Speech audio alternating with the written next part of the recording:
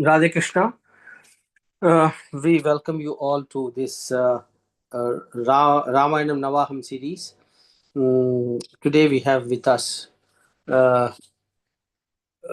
Chiranjeevi, Chiranjeevi B. Krishna, who is an inspiration to everyone if they would like to follow this path or if they want to be in the space of knowledge. Krishna, Chiranjeevi Krishna is in grade 12, studying in Narayan Mission Senior Secondary School and is learning Upanyasam from Sri Anandanidhi Bhagavatar, Mridangam from Vidwan Pungulam Sri Ramakrishna Iyer, and music from Sri S.P. Ram and Srimati Janaki. He has delivered Upanyasams in English, Tamil, Sanskritam on topics like Ramayanam, Bhagavad Gita, Srimad Bhagavad Gita, Srimad Bhagavatam, and Sri Vaishnava Guru Parampara Prabhavam. Hold your breath. He is also a world record holder for a 12-hour solo Mridangam performance and is recognized by Elite World Records, Asian Records Academy, India Records Academy, and Tamilian Book of Records. So we have this versatile, gifted uh, child amidst us to inspire. And today he's going to speak on the Kishkintha uh, Khandam. Over to dear Krishna.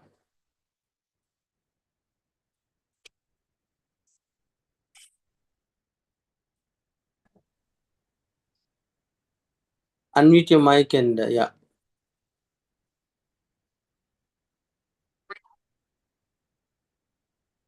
गोपिका जीवनस्मरणं गोविन्द गोविन्द जानकीकान्तस्मरणं जय जय राम राम सद्गुरुनाथ महाराज की जय। श्रीशैलेशदयापात्रं धीभक्त्यादिगुणार्णवम् यतीन्द्रप्रवणं वन्दे रम्यजामातरं मुनिम् लक्ष्मीनाथसमारम्भां नाथयामुनमध्यमाम् अस्मदाचार्यपर्यन्तां वन्दे गुरुपरम्पराम् यो नित्यमच्युतपदाम्बुजयुग्मरुक्म व्यामोहतस्ततितराणि तृणाय मेने अस्मद्गुरोर्भगवतोऽस्य दयैकसिन्धोः रामानुजस्य चरणौ शरणं प्रपद्ये। श्रीरामानुजपदाम्भोज संश्रितिं गुणवारिधिं दयापालमुनिं वन्दे वेदान्तपरिनिष्ठितम् श्रीकौशिकान्वयपयोनिधिपूर्णचन्द्रं श्रीशैलवार्यतनयं करुणैकपात्रम् श्रीकृष्णमार्यपदाम्बुजभृङ्गराजम् श्रीकृष्णमार्य गुरुवर्यमहं भजामि नन्दसूनुं राधिकां च भावयन्तं सदा हृदि वन्देऽहं गुरुदेवं तं कृष्णप्रेमरसप्रदम् कलये सुन्दराकारं सदैकप्रियदर्शनम् अज्ञाननाशकं देवं सद्गुरुं मुरलीधरम् श्रीप्रेमिकेन्द्रस्य दासाय मुरलीधरविनुताय प्रेमानन्दगुरुभक्तिप्रदाय शरणं प्रपद्ये। कूजन्तं राम रामेति मधुरं मधुराक्षरम् आरुह्य कविताशाखां वन्दे वाल्मीकिकोकिलम् वाल्मीकेर्मुनिसिंहस्य कवितावनचारिणः शृण्वन् रामकथानादं को न याति परां गतिम् यः पिबन् सततं रामचरितामृतसागरम् अतृप्तस्थं मुनिं वन्दे प्राचेतसमकल्मषम् गोष्पदीकृतवाराशिं मशकीकृतराक्षसम् रामायणमहामाला रत्नं वन्दे अनिलात्मजम् अञ्जनानन्दनं वीरं जानकी शोकनाशनम् कपीशमक्षहन्तारं वन्दे लङ्काभयङ्करम् उल्लङ्घ्य सिन्धोः सलिलं सलीलं यः शोकवह्निं जनकात्मजायाः आदाय तेनैव ददाह लङ्कां नमामि तं प्राञ्जलिराञ्जनेयम् आञ्जनेयमतिपाटलाननं काञ्चनाद्रिकमनीयविग्रहम् पारिजाततरुमूलवासिनं भावयामि पवमाननन्दनम् यत्र यत्र रघुनाथकीर्तनं तत्र तत्र कृतमस्तकाञ्जलिम् बाष्पवारि परिपूर्णलोचनं मारुतिं नमत राक्षसान्तकम् मेदवेद्ये परे पुंसि जाते दशरथात्मजे वेदः प्राचेदसादासीत् साक्षाद् रामायणात्मना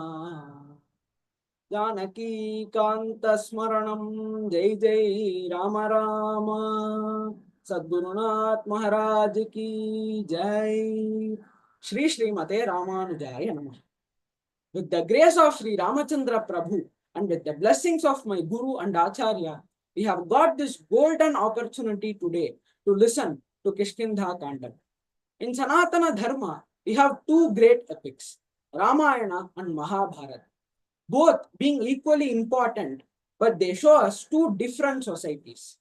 Mahabharata shows a very practical society, a society where brothers fight for the throne, a society where people use tricks and deception, a society where even dharmic men like Yudhishthira are forced into gambling, a society where even Bhagavan Sri Krishna has to bend the rules to ensure dharma wins.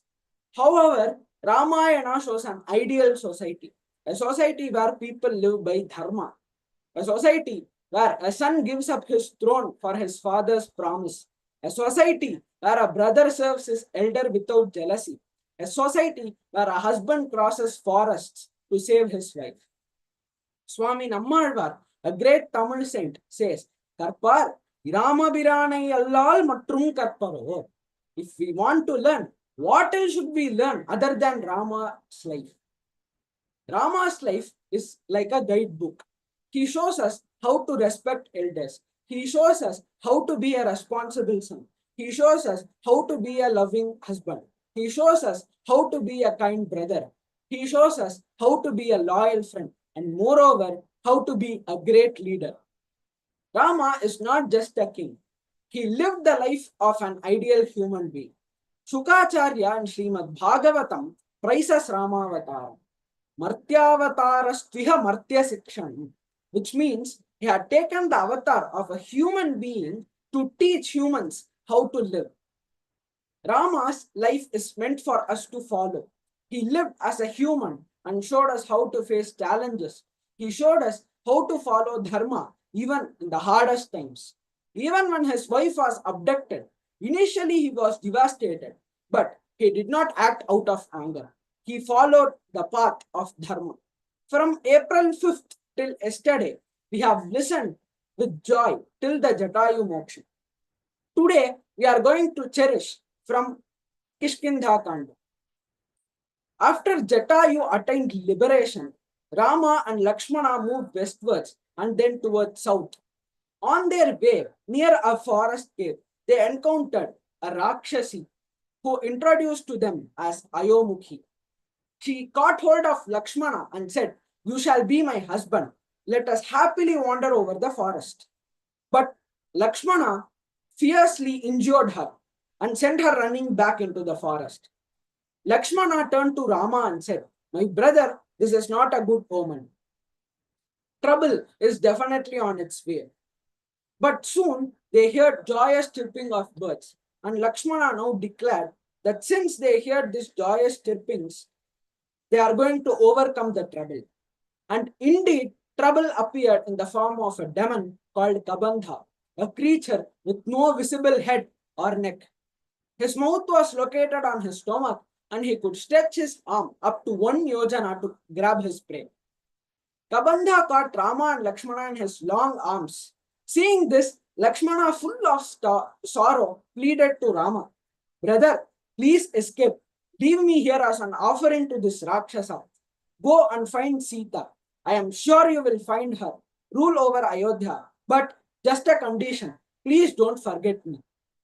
Now, let me tell you, if I were in Rama's place, I would have done something entirely different. I would have taken a selfie with Kabandha and I would have posted in Instagram account hashtag Kabandha captured alive my brother.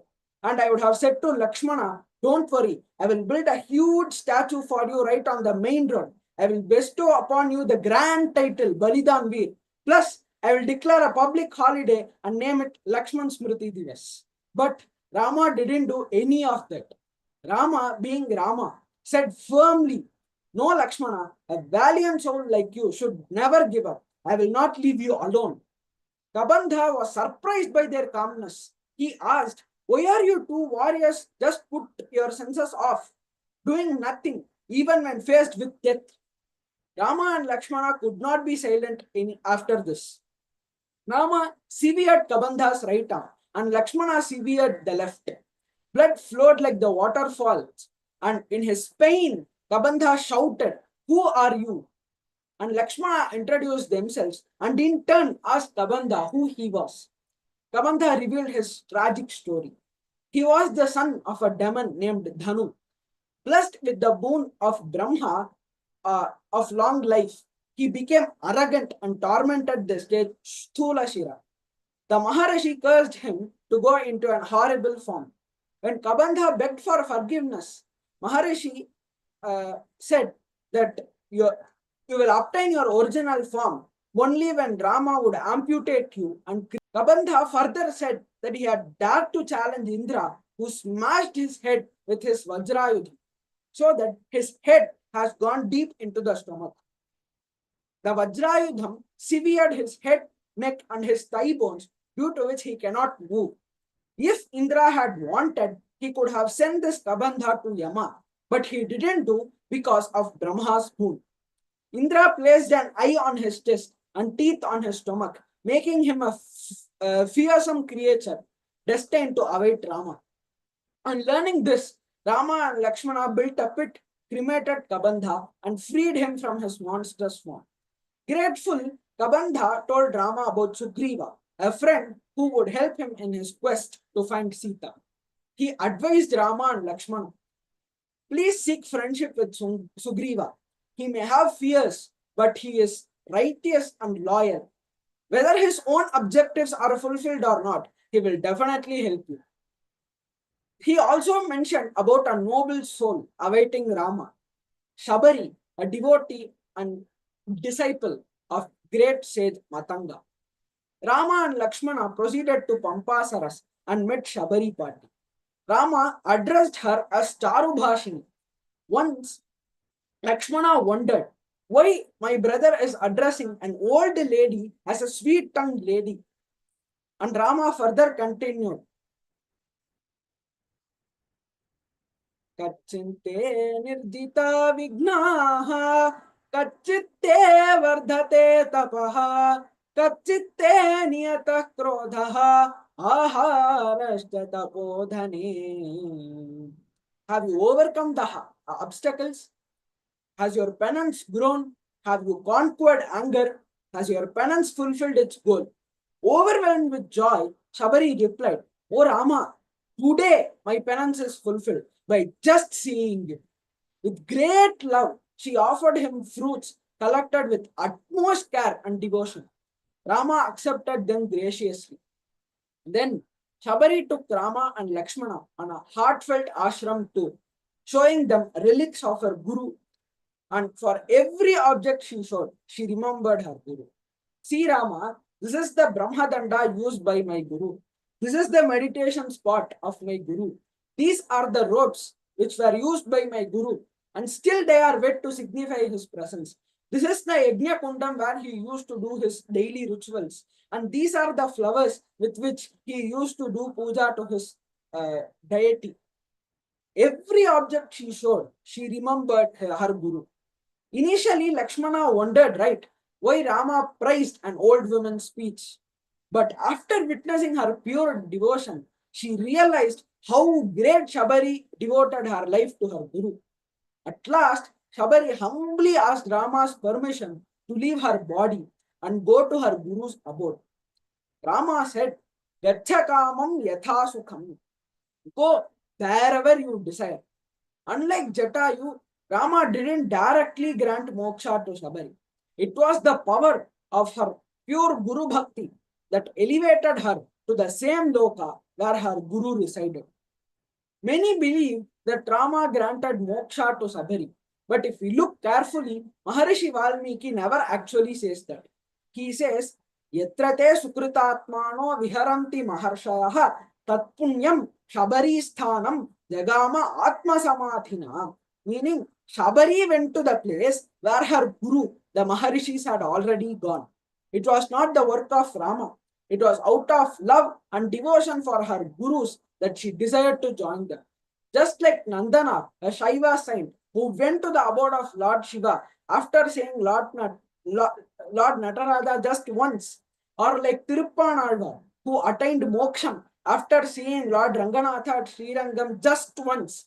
Shabari felt that after seeing Sri Ramachandra Prabhu, the only ones she needed to serve were her gurus.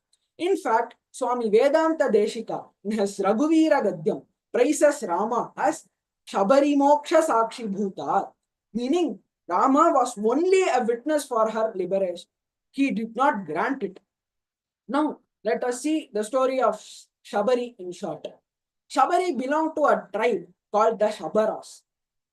Because of her tribal origins, she lived by hunting. One day, she came near the ashram of sage Matanga. There she witnessed something astonishing. The cruelty of the jungle was replaced by peace. Her own nature was changed. Curious, she hid behind a tree and listened. She heard the sounds of the Vedas being chanted. She saw Matanga Maharishi and his disciples. She understood that it was the Maharishi's penance, it was his peace and compassion that spread all over the place that changed her very own nature. Feeling unworthy to approach them directly, she decided to serve them secretly. Before everybody would get up, she would clean the ashram, draw rangolis on the ground, replace old flowers with fresh flowers, fetch water from the Pampa river, and collect firewood for their rituals. This went on for days. Matanga Maharishi, noticing the secret service, told his disciples, someone who does not belong to this ashrama is doing this. Bring them to me. Service should not go unrewarded. When the disciples caught Shabari, she was terrified. She thought she had committed a grave sin. She cried, please don't punish me. I did not know it was wrong. I only wanted to serve. The sages comforted her and brought her in front of Matanga Maharishi. After seeing the sage's aura, all she could do was to fall at his feet, tears streaming from her own eyes and throat choked. The Maharishi asked, why do you do this? She replied humbly, I do not know. When I came near your ashram, a change happened in me. I only wanted to serve. If I had done anything wrong, I humbly seek the forgiveness of my Guru. Matanga Maharishi further asked if she needed something, to which Shabari replied, I do not know what I need. Whatever my Guru gives me will be good for me. Matanga Maharishi was moved by her sincerity. He allowed her to serve in the ashram. And when it was time for him to leave this world, he called all his disciples and asked what they wanted. Each asked for some materialistic rewards. But when Shabari's turn came, she asked, I do not know what is good for me. When I first saw you, I said these words, and I still stand in the same position. I do not know what is good for me. You alone must give me what is good. Thus, Matanga Maharishi gave her the greatest treasure, Ramanama. He blessed her by saying, chant Ramanama. There are no rules that you must follow while chanting. One day, the fruit of this japa will come to you with bow and arrow and his brother by his side. From that moment until the day Rama arrived, Shabari lived in devotion, chanting Rama's name constantly. When Rama finally came to her, she recognized him as the Lord himself. She called him Tvai Devavare Rama. You are the one, the foremost among the gods. You are the most venerable among the gods. But Rama did not deny it because these were not the words of Shabari. These were the words of her Guru and words spoken from her pure love and devotion on her Guru. When we, with limited knowledge, claim something about the divine, it may not be accepted. But when words flow from a pure heart, guided by a guru, even Bhagavan does not deny it. Thus, this beautiful episode of Aranyakandam ends with a powerful reminder for us. Devotion, humility, and Guru Bhakti can take even the simplest soul to the highest goal. Now, let us move on to Kishkindha Kandam. Kishkindha Kandam is very special. It is the middlemost Kandam of the entire Ramayana. In this Kandam, something wonderful happens. Rama's deep sorrow starts to vanish. His lost hopes begin to rise again. He meets his new friends who would accompany him in his mission. This Kishkindha Kandam starts with Rama lamenting to Lakshmana.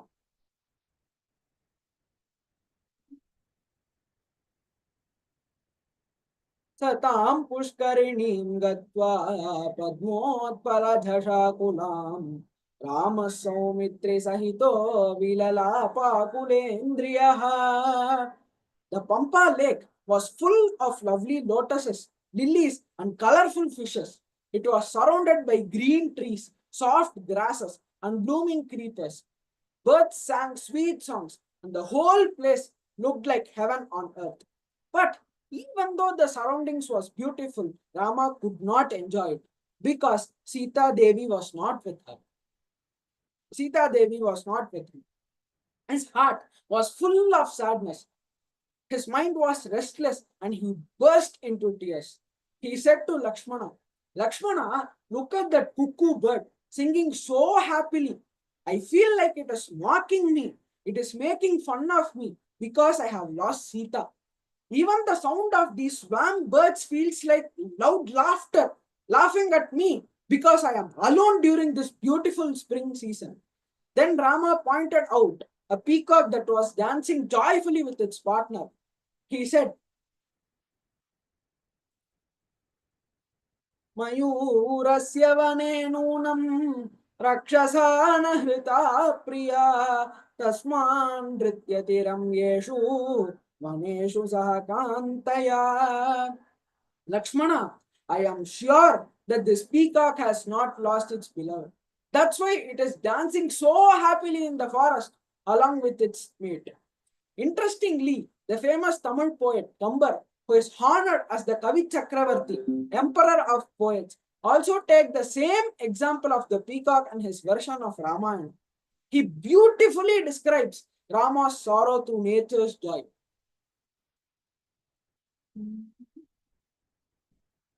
ஓடா நின்ற களிமயிலே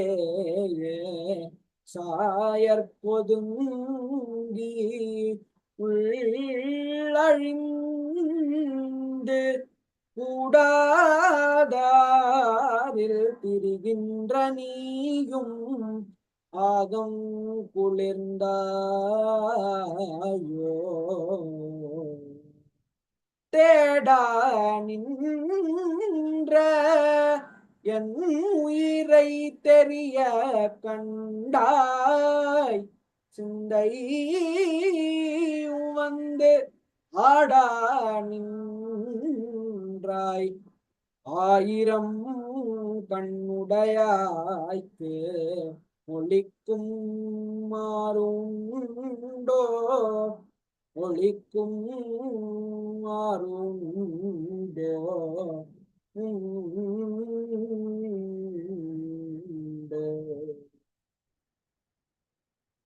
Rama said to the peacock, when Sita was with me, you didn't even dare to come close to her.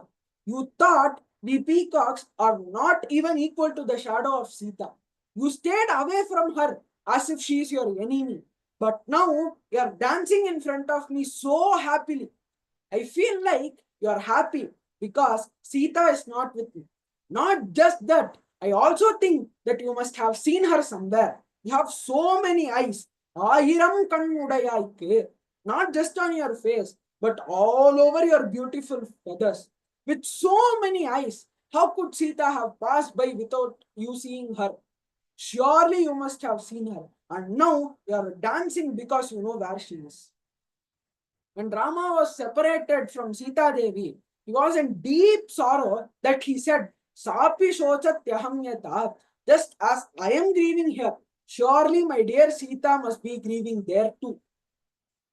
Rama thought to himself, spring must not have reached where Sita is. If spring had reached, how could she survive being separated from me? And at that very moment, Sri Ramachandra Prabhu notices a crow on the tree bark. This simple sight gives him a small spark of hope. He says, Ambina vihango yaha pakshi pranaditastada vayasaf pada padataha prahrushtam abhinardati. Earlier, the crow cried sadly in the sky, as if mourning my separation from Sita. But now the same crow sits happily on the tree, singing joyfully. Maybe this is a good omen. Maybe I will soon meet my Sita. Then he turns to Lakshmana and says, Yadi drishyet asa sadhvi, yadi te havase mahi, sprihayeyam na shakraya, ayodhyaya ragutama. Oh Lakshmana, if I can see that pure hearted Sita Devi again, and if we can stay here together in this forest, I don't have any desire for uh, Indra's throne, or even to return to Ayodhya. But then a cloud of worry covers Rama's mind. What will I answer if King Janaka asks me about his daughter? What will I tell my mother Kausalya, who treats Sita Devi like her own daughter? Overwhelmed with sorrow, Rama tells Lakshmana, Gacha Lakshmana Pashyatvam Bharatam Bhratrivatsalam Mahyaham Jivitum Shattaha Tamrite Janakatmadam. Lakshmana, go and meet our brother Bharata. I cannot live without Sita. When Lakshmana sees Rama suffering like this, do you think he could stay quiet? No. Valmiki says beautifully, Lakshmana spoke sweet, firm, and meaningful words to cheer up Rama. He says, Samstambharama bhadram te ma shuchah purushottama Nendrashanam matir manda bhavatya kushalatmanam. Rama, control yourself. You are the greatest among men. Those whose heart are pure like yours never lose strength like this. Lakshmana then assures Rama in a tone full of power. Ravana cannot escape. Whether he hides in Patala or inside the earth itself, if he does not return Sita, he will face death. Tatohasyati va Sitam nidhanam va gamishyati. Either he gives back Sita or he loses his life. Lakshmana further says, even if Ravana hides inside the womb of Diti herself, the mother of demons, I will surely destroy him and bring back Sita Devi to you. And then Lakshmana reminds Rama, have you forgotten who you are, my brother? Mahatmanam, Kritatmanam, Atmanam na avabudhyase. You who are a Mahatma seems to have forgotten your own greatness. You are the one who destroyed Tataka and Maricha. You are the one who lifted Shiva's bow in front of all the kings and broke it like a mere stick. You are the one who fought 14,000 Rakshasas in the forest alone for a single Muhurta and killed everybody of them. You humbled Parashurama. You earned the blessings of sages like Bharadwaja, Vishwamitra, and Agastya. Thus, it is not proper for you to wail. Listening to these powerful words from Lakshmana, slowly Rama regained his calmness. He wiped his tears, hope filled his heart again. And together, Rama and Lakshmana moved forward, wandering the forest in search of Sugriva. Now, let us shift our minds from the forest to the mighty mountains. Sugriva, the monkey king, was living in the Rishyamukha mountain along with his ministers. He spotted two powerful young men wandering nearby. They carried huge bows and arrows. At once, Sugriva was frightened. He thought, these must be some private assassin sent by my brother Vali to kill me. Sugriva called his ministers and said, my life is about time. Vali has sent two human warriors to kill me. Hearing this, the minister immediately jumped from one mountain to another, not out of fear, but to gather Sugriva's supporters. Hanuman saw the fear on Sugriva's face. He approached Sugriva and said, Nahi abuddhim gato radha sarvabhutani shastihi. A king who has lost his intelligence, Nahya buddhim gato raja, cannot rule his subjects. Sarvabhutani shastihi. Hanuman encouraged Sugriva. O king, we are safe in this Malaya range. You need no fear of Vali here. Your monkey nature, Shakha Mrigatvam, is making you fearful unnecessarily. Sugriva then replied, Rajano Bahumitrashta Vishwaso Natrahikshamaha. A king may have many friends, but trusting them blindly is dangerous. He added, Vali is wise and he uses many clever ways to eliminate his enemies from this world. We must always be alert. Then Sugriva ordered Hanuman, Tau tvaya prakritenaiva gatvanyayau plavangama. O Hanuman, go to them in an ordinary form and understand who they are and why they have come here. The Sugriva beautifully teaches us the first lesson in spycraft. Approach humbly, speak carefully, and gain trust through sweet words. Hanuman, the great minister, took form of a simple monk, a bhikshu, and approached Rama and Lakshmana. Seeing them, Hanuman respectfully bowed down and said, You both appear like sages, yet you carry weapons that frighten the beings of the forest. You seem like royal sons, but you roam the wilderness. Your glow is like the sun, but your beauty is like the moon. Your divine traits make you appear as gods. Surely you deserve to rule over this entire earth. Rama and Lakshmana were surprised by the speech of Hanuman and they listened quietly, impressed by his speech. Hanuman then thought, these two people are not speaking to me because I have not introduced myself. Rather, I am asking continuous questions to them to reveal their identity. So, first, I must introduce myself to them so that they may reply me back. So, Hanuman then introduced himself. I am Hanuman, the minister of Sugriva. Sugriva wishes to make friendship with you both. Hearing Hanuman's voice and humble words, Rama spoke to Lakshmana. Mandridveda-vineetasya Yajurveda-dhariणः न सामवेद-विदुषः शक्यमेवं विभाषितुम्.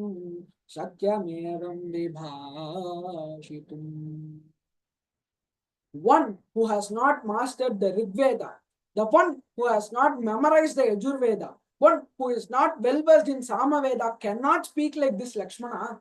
Rama then continued, any king who has such an ambassador, who is wise, diplomatic, and eloquent, will surely accomplish his goals successfully. How did Rama come to know that Hanuman had read all the Vedas? He has never said that I had learned everything because he is humble. Let us break it down. First, non-Rigveda Vineetasya. Hanuman's choices of words, his pronunciation, and his humbleness in speech shows that he has read Rigveda. Scholars used to say, those who read Rigveda know how to speak in a proper manner. Second, Na Yajurveda Dharinaha. Hanuman's editing of words which must be first, which must be second, and the order in which he spoke to Rama showed that he has memorized Yajurveda. Thirdly, na samaveda vidushaha. He is speaking in a middle tone voice, neither too high nor too low. That's why Rama says that Hanuman had read all the Vedas, Shastras, Smritis, and Puranas and everything. Now, a question arises in our minds. Why did Rama ask Lakshmana to speak with Hanuman? Was Rama afraid to speak? Straight away, the answer is a firm no. Because Rama's eloquence was far better than his guru, Vasishtha, and even Brihaspati. In fact, Rama's words have the power to even melt the hardest of hearts. If so, was it a diplomatic move, like a king sending his minister to talk to the minister of another king? This seems to be logical, but still, it is not the real reason. There is a deeper and more beautiful reason hidden here. When Hanuman came to meet Rama and Lakshmana, he did not come merely to inquire. Hanuman had deep Vedic knowledge, immediately observed Rama's divine Rupam and began matching it with the description of Bhagavan in Vedas. Hanuman was not merely praising Rama, he was asserting with proper pramana, evidence that Rama was none other than Paramatma himself. Had it been a mere praise, Rama could have humbly said, Atmanam Manusham Manye Ramam Dasharathatmadam. I consider myself a human, the son of Dasharatha. Even when Brahma and Garuda praised Rama as Paramatma, Rama maintained this humility. But here, Hanuman's observation was based on Vedic Lakshanas, a clear signs from the scriptures, and thus Rama chose a different course. He asked Lakshmana to speak because Lakshmana, a Parama Bhagavata himself, was yearning to openly glorify Rama's divine nature to someone worthy. Rama knew Hanuman is worthy and he is the right person who would understand the truth behind his avatar. Moreover, there is a subtle revelation of Rama's own divinity. What does Paramatma do for his devotees? He unites them to form a satsangam, to speak, hear, and think of Bhagavad Gunas, the divine qualities of Bhagavan. Here, Rama beautifully unites two Parama Bhagavatas, Lakshmana and Hanuman, and allows them to glorify and cherish his divine nature. Now, when Lakshmana speaks, he hints at Rama's supreme nature indirectly. If we take the literal meaning, this is how it looks. Sarvalokasya dharmatma saranya sharanam pura gururme raghava soyam sugrivam sharanam gataha.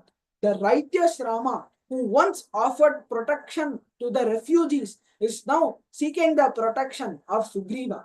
Yasya prasade satatam praside yurimaha prajaha saramo vanarendrasya prasadam adhikankshate. The Rama, whose grace was sought after by all the beings of this world, is now seeking Sugriva's grace.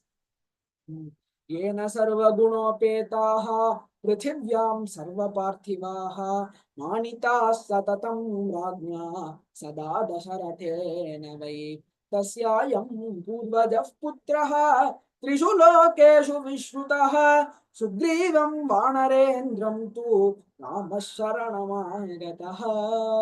The one who is famous in all three worlds as Dasharatha's son, full of virtues and respected by kings, now seek Sugriva's help. These words seem paradoxical because here Lakshmana cleverly uses the word Pura, meaning ancient.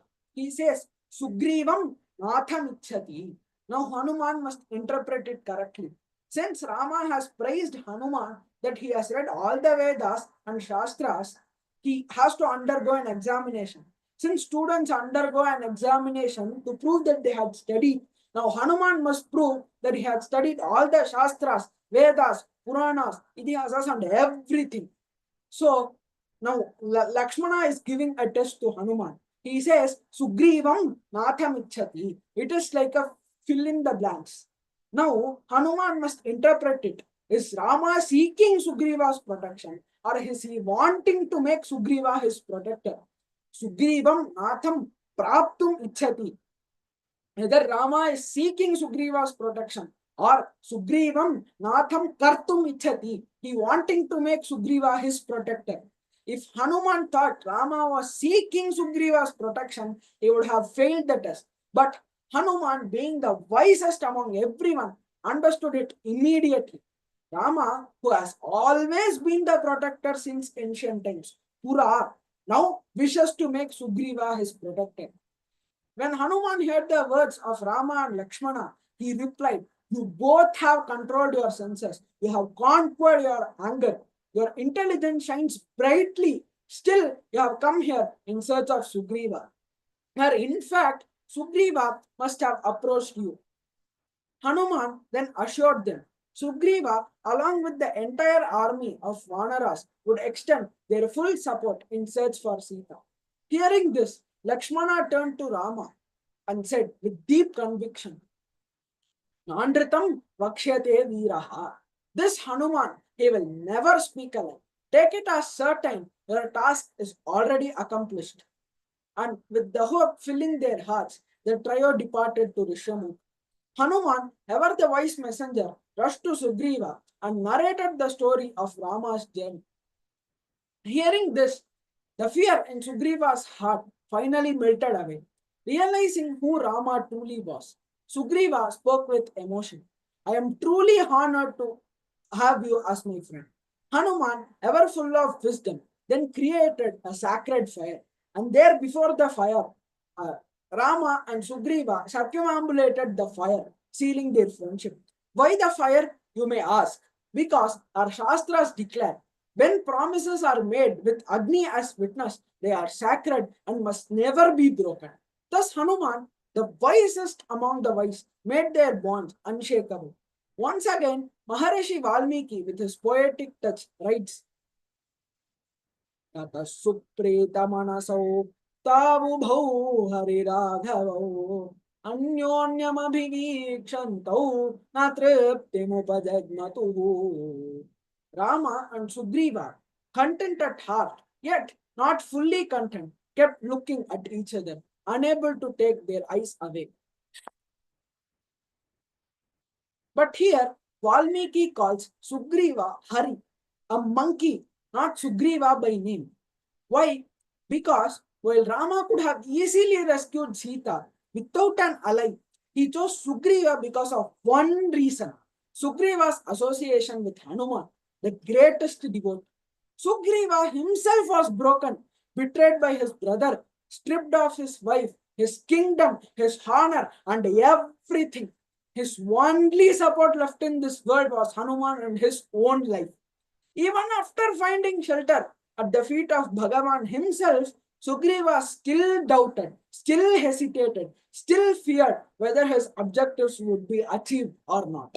That is why Valmiki gently reminds us Sugriva in that moment was not a king or a hero, he was simply a monkey in distress.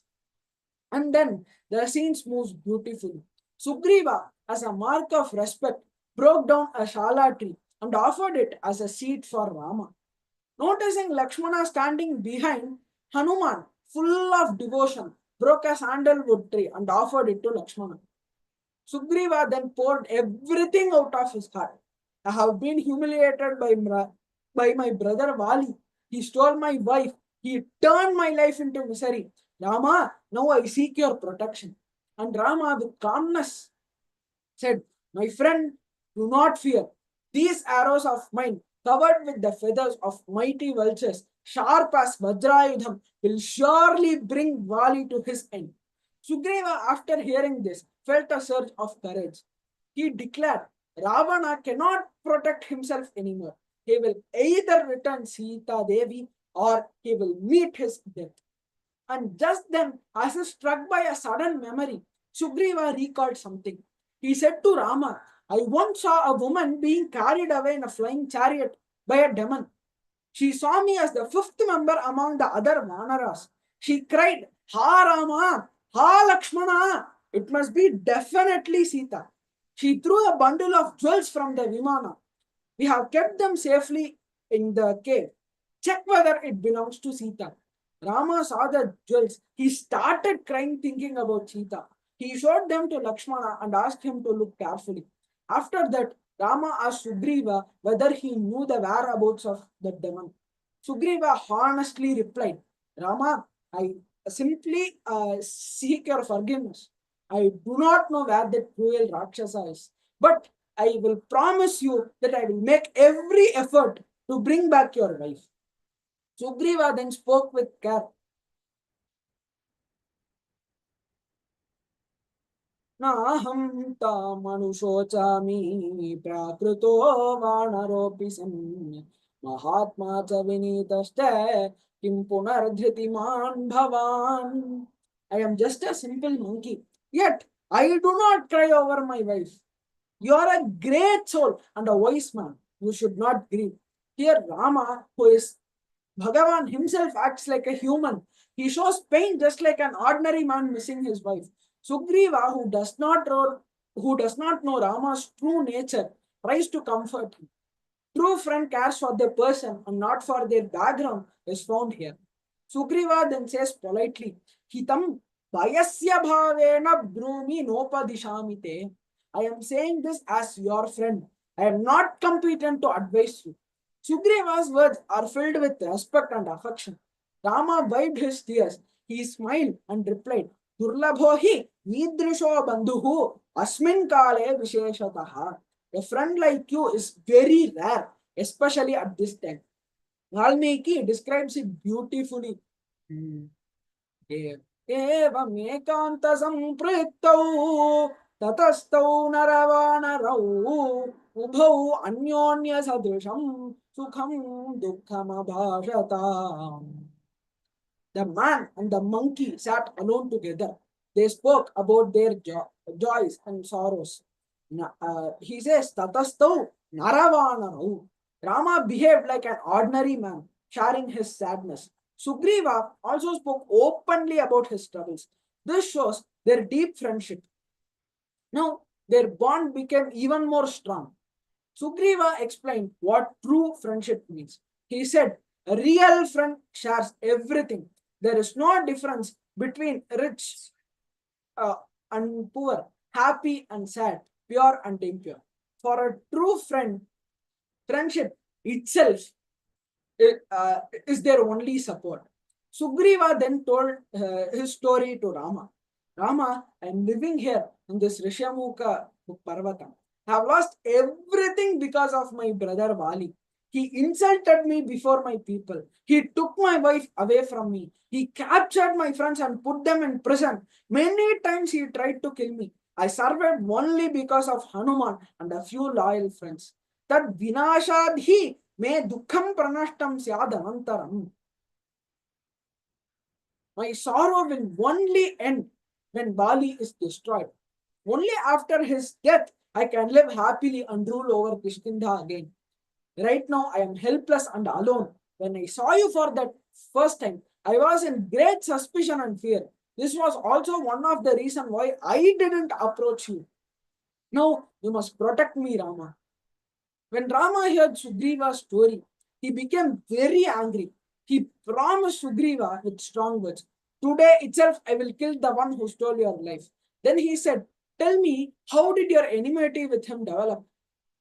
Valmiki says that Sugriva and four other monkeys rejoiced at Rama's promise that Rama would kill Vali this very day. In Tamil, there is a beautiful saying, கெட்டவன் கூட 10 பேர் இருந்தா நல்லவன் கூட 4 பேராச்சும் இருப்பான். It means even if 10 people gather around a bad man, at least 4 people will always be there with a good man. I believe this thought must have inspired from Srimad Ramayana itself. Sugriva then started telling his story. He said, My elder brother Vali is a great warrior. He is capable of destroying any enemy who stands before him. He was highly regarded both by my father and by me. After my father passed away, the council of ministers and the other Vanaras accepted that Vali will be their king. I served him faithfully like a loyal servant without any pride or jealousy. One day, a Mayavi, a demon, the son of another demon called Dundubhi, came in front of Vali and shouted. He wanted a duel with Vali. It was all for the sake of a woman. At midnight, Mayavi came near our city, Kishkinda. He roared loudly and made frightening sounds to challenge Vali. Vali could not tolerate such arrogance. He came out of the palace, burning with anger. I sensed danger in Mayavi's challenge. So I decided to accompany with the women folk of his Antavpura so that Vali would not go now and have a duel with Mayavi. I pleaded Vali to stay calm and to stay in the palace. I even suggested that we think before acting, but Vali pushed everyone aside and rushed out fiercely. Out of affection, I followed him. When Mayavi saw both of us appearing, he ran away immediately. Vali and I chased him with full speed. Mayavi entered a dark and deep cave. Vali turned to me and said, Sugriva, swear at my feet that I will not enter this cave. Wait for me here till I return. I agreed and swore at his feet. Vali went inside. 1 year passed by, but Vali did not return. One day, a huge amount of blood with thick foam started flowing out of the cave. I was so I was in suspicion, and I heard carefully, and I listened only to the roars of demon, and I could not hear the roar of Wali. So I decided that Bali died by fighting with the Mayavi. I closed the cave with a huge boulder, big as a mountain. I did Tarpanam, his last rites, believing he was dead. I returned to Kishkinda. I hid my sorrow. I did not express it to the ministers, but they came to know through their spies. The council of ministers thought that I should be the king of Kishkindha, since a kingdom without a king would go into the path of adharma. So they crowned me as a king.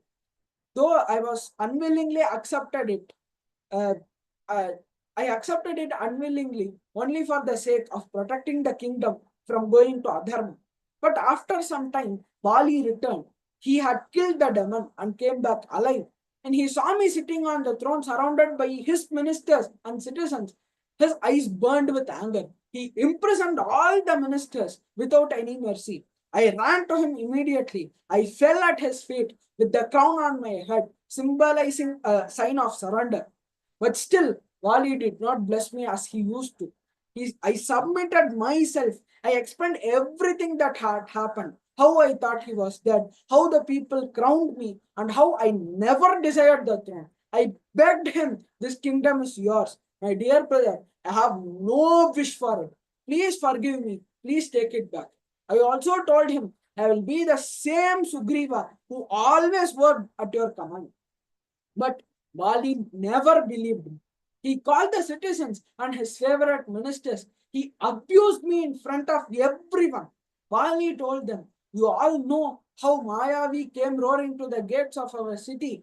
This wicked Sugriva tried to stop me. Yet I went forward. I made Sugriva swear at my feet to stand guard outside the cave, thinking he would never return to Kishkinda and he would not betray me. I thinking he would stay loyal, I entered the cave. I searched for Mayavi for 1 year because he had hid himself along with his other demons. I searched for an entire year, fought them, and finally killed them. The blood that was flowed was not mine, but that of the demons. But this cheater Sugriva took advantage of my absence. He assumed that I had died. He took my throne. He forgot the love of a brother. He forgot the trust I kept in him. He wore the crown I left behind. And Sugriva says to Rama, if you wonder about my appearance today, this cloth that I wear is so old and worn out because it is the only cloth I had. He snatched everything else, including my wife. After saying all this, Sugriva continued, Due to the fear of Vali, I had to run around the entire world. I have been wandering in exile, carrying the pain of an unjust punishment. The punishment for which the punishment for a mistake that I never committed. Now that I have told you everything, Rama, I seek your protection. Rama again said, I will kill that wrongdoer who abducted your wife and punish you for the sin you never committed. Sugriva then continued, Rama, It would be appropriate to take action against an enemy only after knowing his strengths and weaknesses. Now that I will state the promise of Vali, please listen and do what is appropriate after that. Wali is not an ordinary being. In the early hours before sunrise, he crosses the ocean from the west to the east and moves from south to north, performing his sacred duties without ever feeling fatigue. Such is his energy.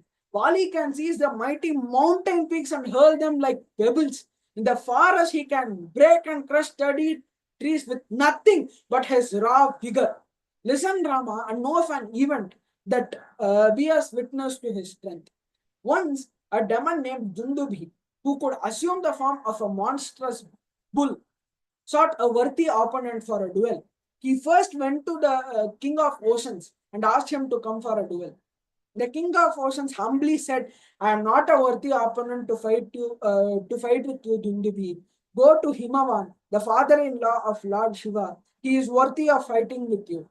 Then Dundubi reached Himavan. Himavan even said, "I am not a worthy person to fight with you. I house countless of rishis who perform penance here.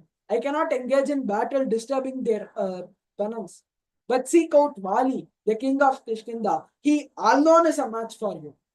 Thus guided, Dundavi came to Kishkinda. He uprooted all the trees of Kishkinda, smashed the mountains, tore apart the gates of the city. At that time, Vali was in the Antapura, spending time with his women. Upon hearing the roar of Dundubi, he emerged accompanied by the women. He was even drunk too. Seeing Dundubi's form, Vali calmly warned, "I know your strength, Dundubi. I advise, save your life and leave." But Dundubi mocked him. He said, "Do not cause a spectacle in front of women. Ha! Enjoy your rivalries. Come tomorrow if you dare. For he who kills a man when he is drunk, asleep, or unarmed, or in uh, or is in lust, is like a murderer of a child in the womb." Hearing these words, Vali grew furious. He sent the women away, thundered back, "Do not think of me drunk. I shall kill you here now. Prepare yourself." A fierce battle followed. Vali and Dundubi clashed like two mountains crashing against each other. Vali rolled over him, tearing his ears. Dundubi fought back, piercing Vali with his sharp horns. Vali seized trees, rocks, even punched him with his bare fist, rained blows upon the demon. Finally, Vali crushed Dundubi with his might and flung his massive body across a yojana. But fate took a strange turn. Drops of Dundubi's blood splattered into the sacred ashram of Matanga Maharishi. The Maharishi, seeing the destruction of his beloved forest, was enraged. Understanding what had happened, Matanga Maharishi immediately stood up. The disciples were frightened. He cursed, "He who has destroyed these forests, thrown this demon's body, shall die if he steps into the sacred grove.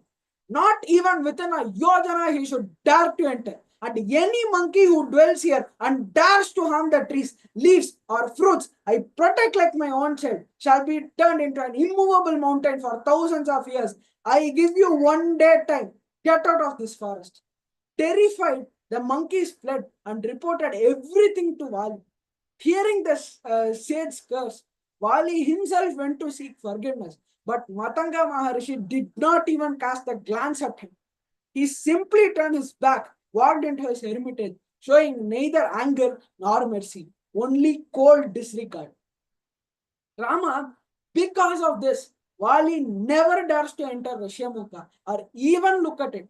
See here, these heaps of bones, they belong to Dundubi. The demon Vali threw away.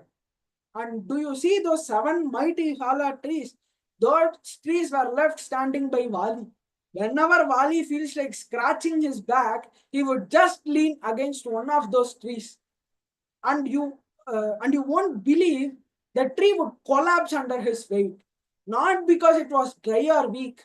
Even a strong tree would fall down. It never withstood his strength. And if that's not enough, with a single arrow, Wali could make all the green leaves of a tree fall down. Rama listened quietly, but deep inside he sensed something. He felt that Sugriva still had doubt in him and was not fully convinced of his prowess. So Rama asked calmly, Sugriva, what action of mine will make you believe in me? Sugriva turned a little hesitantly towards Lakshmana. You know, like in the movies, when someone goes to a big don and wonders he will really help, he looks at the don's assistant and asks whether he has that capacity to do the work. Exactly like that, Sugriva turned towards Lakshmana and said, if Rama can push these heaps of bones to a distance of 200 bows and can pierce this seven shala trees with a single arrow, then I will believe in his power. Rama then smiled warmly and said, if you doubt my power, Sugriva, I will surely do what is needed to gain your trust. And with just his toe, Rama flung those heavy heaps of bones. They flew over 10 yojanas away like a puff of dust. Sugriva watched, impressed, but he was still unsure.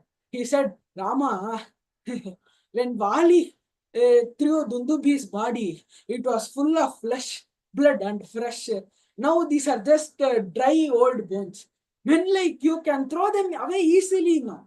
But to clear my doubt completely, please pierce these seven healthy shala trees with a single arrow. This is not a test, just to gain my confidence. Rama then said nothing. He took his bow, fitted an arrow, and in one fluid motion, the arrow shot forward, piercing not just one, but all seven shala trees lined up one behind the other.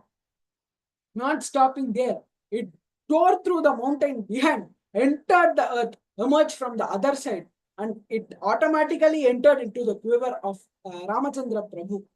Sugriva was stunned. All he could do now was to fall at Rama's feet. He said, uh, mm, all he could do was to now fall at Rama's feet. And Rama lifted him. Don't worry, they will kill Vali, who is your brother, only for namesake. Now filled with confidence and fire, Sugriva, along with the four Vanaras, marched towards Kishkindha. Sugriva now tightened his clothes around his waist like a sumo wrestler, getting ready for a final showdown and stood at the city gates. He roared, Vali, come out, come and face me now. Today I will crush you into dust.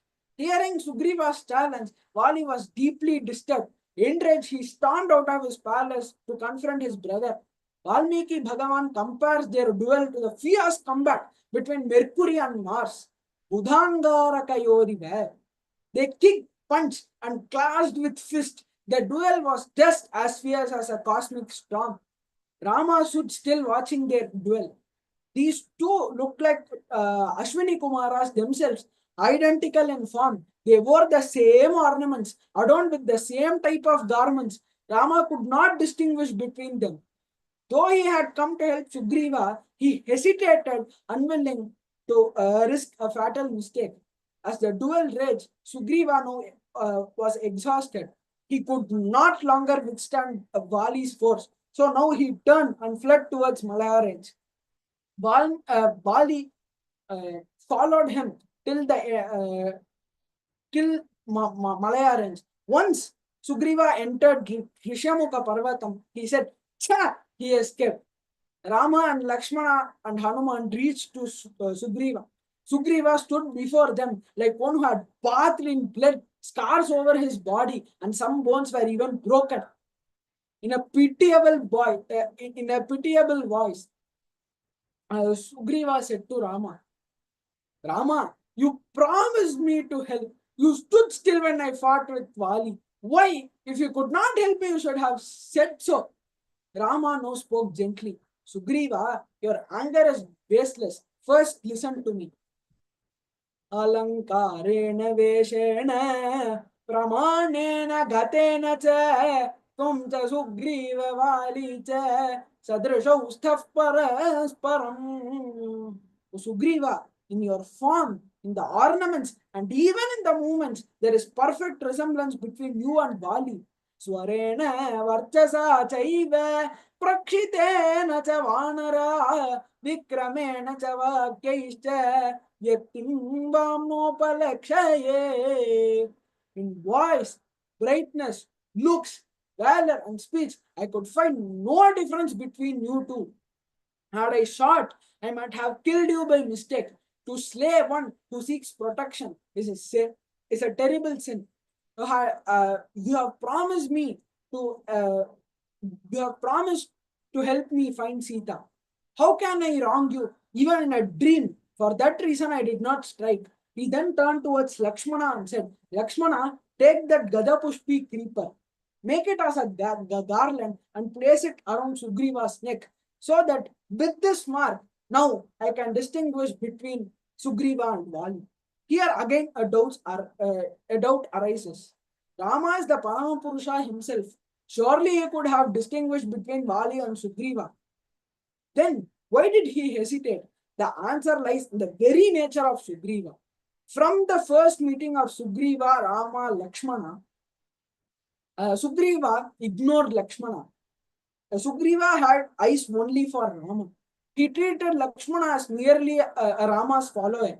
Even when hospitality was offered, he offered asana only to Rama, and it was Hanuman who offered asana to Lakshmana. Rama wanted Sugriva to realize the greatness of Lakshmana, whose loyalty and devotion are unparalleled. Lakshmana was just 2 days younger than Rama, not born of the same mother, yet he had surrendered his life in service of his elder brother. If Lakshmana had wished, he could have simply said at the time when Rama came and said to Lakshmana that he had to go to forest, Dear brother, don't worry. If there is 5G connectivity, send me a DM on Insta. Let's chat. I will miss you. But Lakshmana chose instead to live with Rama's sorrow. He wanted to share Rama's sorrow, carrying them as his own. Thus, by receiving the garland from Lakshmana, Sugriva would be blessed with Lakshmana's grace. Lakshmana ha, Lakshmi Sampanna ha, says Bhagavan Valmiki. Lakshmana is endowed with all auspiciousness. With his blessings, Sugriva would surely succeed.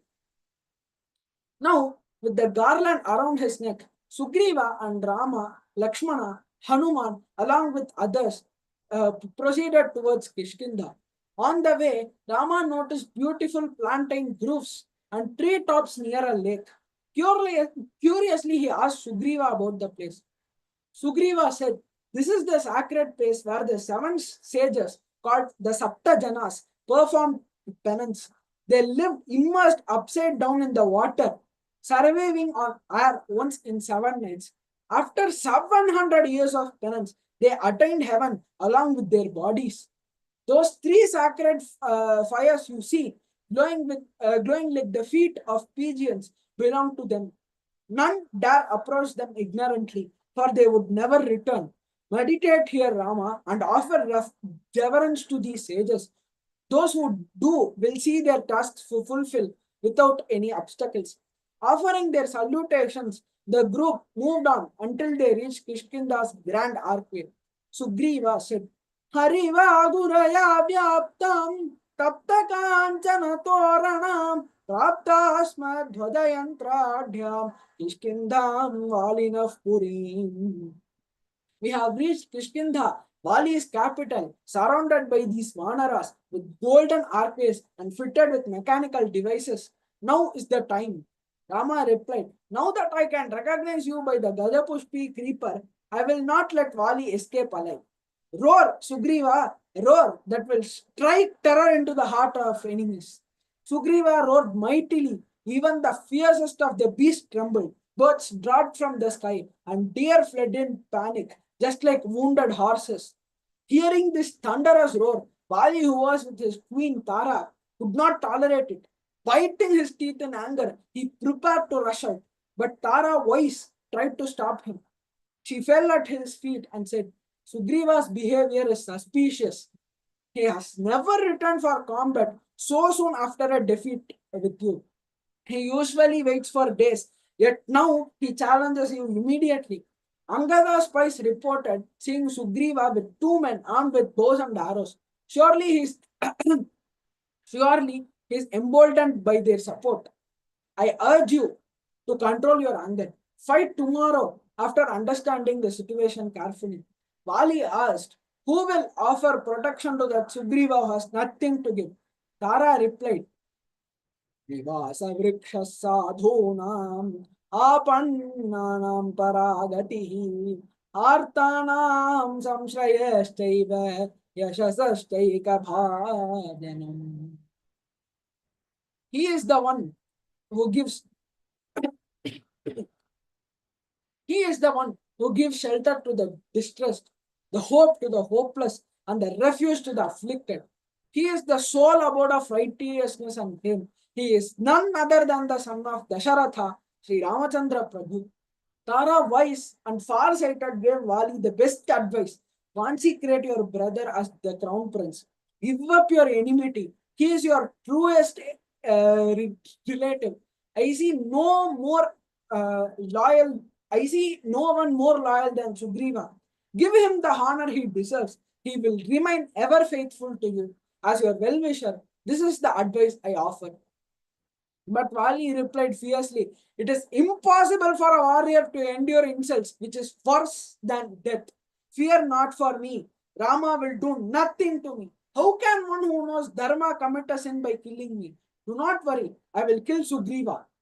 Tara, though deeply distressed, could not deter him. Sighing in helplessness, she withdrew into the inner chambers. Enraged, Vali now stormed out and challenged Sugriva. They clashed violently, raining heavy blows upon each other until blood flowed like a river.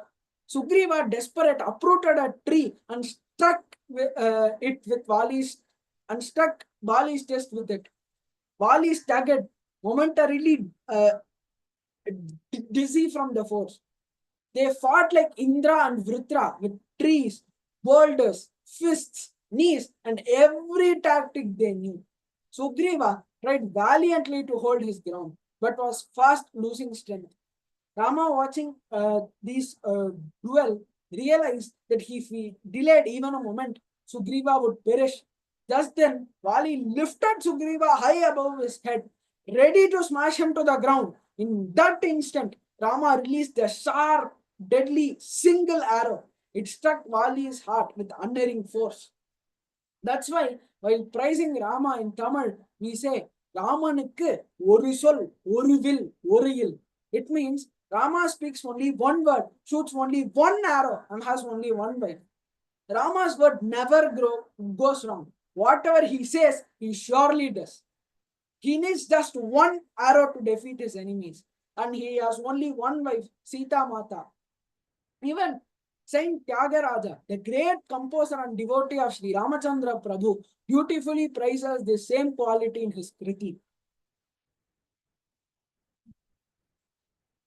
Oka mata, oka banamu, oka mata, oka banamu, oka mata, oka banamu, oka patni, vratude manasa, oka mata, oka banamu, oka patni.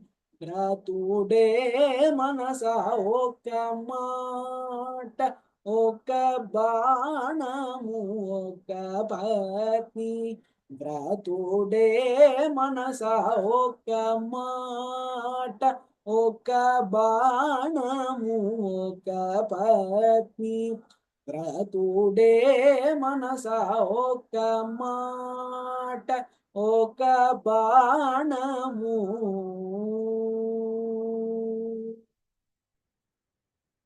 ఒక చిత్తము గలవాడే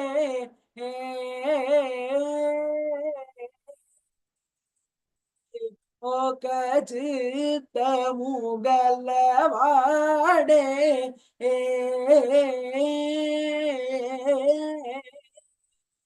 ఒక చిత్తము గలవాడే ఒకనాడును మరవకవే ఒక చిత్తము గలవాడే ఒకనాడును మరవకవే ఒక మాట ఒక బాణము ఒక పత్ని రతుడే మనస ఒక మాట ఒక బాణము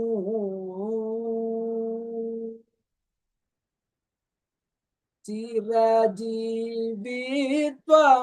నిర్జరవర సౌఖ్య మోసంగునే చిరజీవిత్వము నిర్జర వర సౌఖ్య మోసంగునే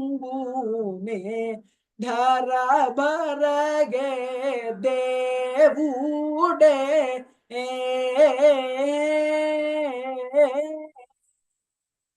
ಧರ ಬರಗೆ ದೇವುಡೆ ಏ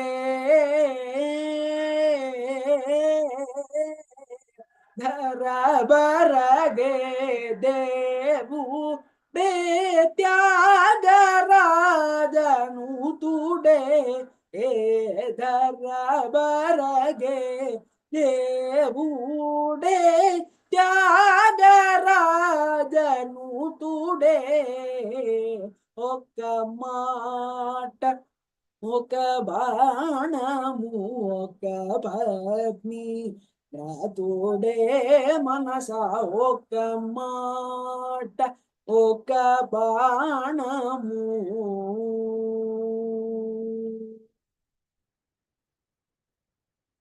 Wali fell, his pride shattered, collapsing like the fallen banner of Indra after a great war. As Kambar describes, Rama's arrow struck Vali's heart with the softness and precision of a needle piercing a ripe banana. Kar suvai kadaliyin kaneenai kadiyach cherum ஊசியின் சென்றது. And the arrow stayed there unmoving. This contrasts with the fate of Tataka, where Kambar notes Rama's arrow pierced through her heart and exited out the other side. Tataka, by her cruel nature, was beyond redemption. When Rama hesitated to kill a woman, Vishwamitra reminded him, "My dear Rama, who told you she is a woman? Can one who eats fetuses be called women?" Thus, for Tataka, mercy was impossible, but for Vali, a noble warrior who had strayed out of dharma because of fate, thus Rama's arrow stayed, signifying both punishment and grace. Seeing Rama and Lakshmana approach, the wounded Vali was too hurt. He believed in Rama so much, but now seeing Rama and Lakshmana approaching him, he felt too bad and he spoke bitterly. I thought you upheld Shastras, the Sutras, and Dharma. You are a black mark on the Raghu dynasty, Rama. Vali angrily listed the reasons why he believed Rama was wrong. I am not your enemy. I did no harm to you, your people, your city, or even your family. I live here on fruits and roots. Why did you interfere in my life? I am an animal. So is my brother. We fight among ourselves for land, gold, fruit, silver, and every materialistic things. What concern is that of yours? Atra kaste vane lobho madiyeshu phaleshu va. What greed do you have for the fruits or my forest? Vali further quoted the Shastras. Brahmanas and Kshatriyas are permitted to eat only 5-clawed animals: porcupine, hedgehog, alligator, rabbit, and tortoise. I am not even among them. Pancha panchanakha bhaksha brahmakshatrena radhava shalyakaha swavidhaha godha shashaha kurmaha cha panchamaha. Finally, he said, had you approached me openly, I would have seized Ravana by the neck and returned Sita to you. Here is an anecdote. Once, Angada, when he was in his childhood, had asked Vali for a toy. Vali was searching for a toy, and that's when Ravana approached Vali for a duel. Vali, what he did, he took Ravana, tied in his tail, and gave it to Angada as a toy. That's how powerful Vali was. So he said, had you approached me openly, I would have seized Ravana by the neck and returned Sita to you. Now Rama remained calm. He said to Vali, Vali, without proper knowledge, you have accused me. You have poured bitter words upon me. I will now correct you. Then Rama gave the most profound reply, revealing his heart. his loyalty towards Dharma, and his immense love for his brother Bharata. He says the entire earth, with its mountain, forest, rivers, animals, trees, and insects, belongs to the Ikshvaku dynasty. The king now is Bharata. Every king on earth must submit to Bharata's authority. I act under Bharata's command. A father, elder brother, a teacher must be respected like one's own father. A younger brother must be seen as a son. Thus, Ruma, Sugriva's wife, is your daughter-in-law. By taking her as your consort, you have violated Raja Dharma and morality. Rama cited the Smriti. Whosoever transgresses Dharma with his own daughter, sister, or even brother's wife out of lust must be punished with death. Aurasim bhaginim vapi bharyam vapi anujasya yaha prachareta narah kamate tasya dandovadha smritaha.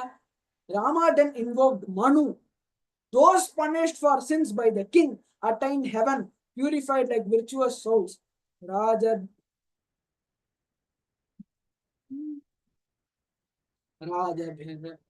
धृतदण्डास्तु धृत्वा पापाणि मानवाः निर्मला स्वर्गमायान्ति सन्तः सुकृतिनो यथा. If a king does not punish a sinner, he inherits the sin himself. Shasanadvapi mokshadva stena steyad vimuchyate rajatva shasan papasya तदवाप्नोति किल्बिषम् तदवाप्नोति किल्बिषम्. Rama even provided a precedent, a case of Shramana, whose similar sin was punished by King Mandhata. He continued, you claim to be an animal Vali. Even royal sages, Raja Rishis hunt animals, both alarmed and unalarmed. But if you speak of Dharma, then you are no animal. Animals do not know Dharma. You do. Hence your adharma will be punished. All Vali could do now was to regret his actions, because Rama had given a clear-cut reply to Vali that he could not deny. With folded hands, he said,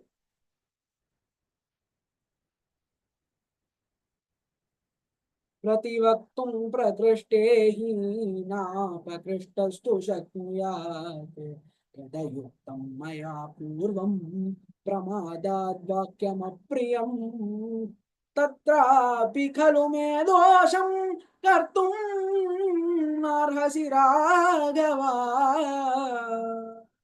I humbly apologize for the words that an inferior should never utter before a superior. I spoke thus out of ignorance and carelessness. Therefore, O Raghava, please do not find fault in me.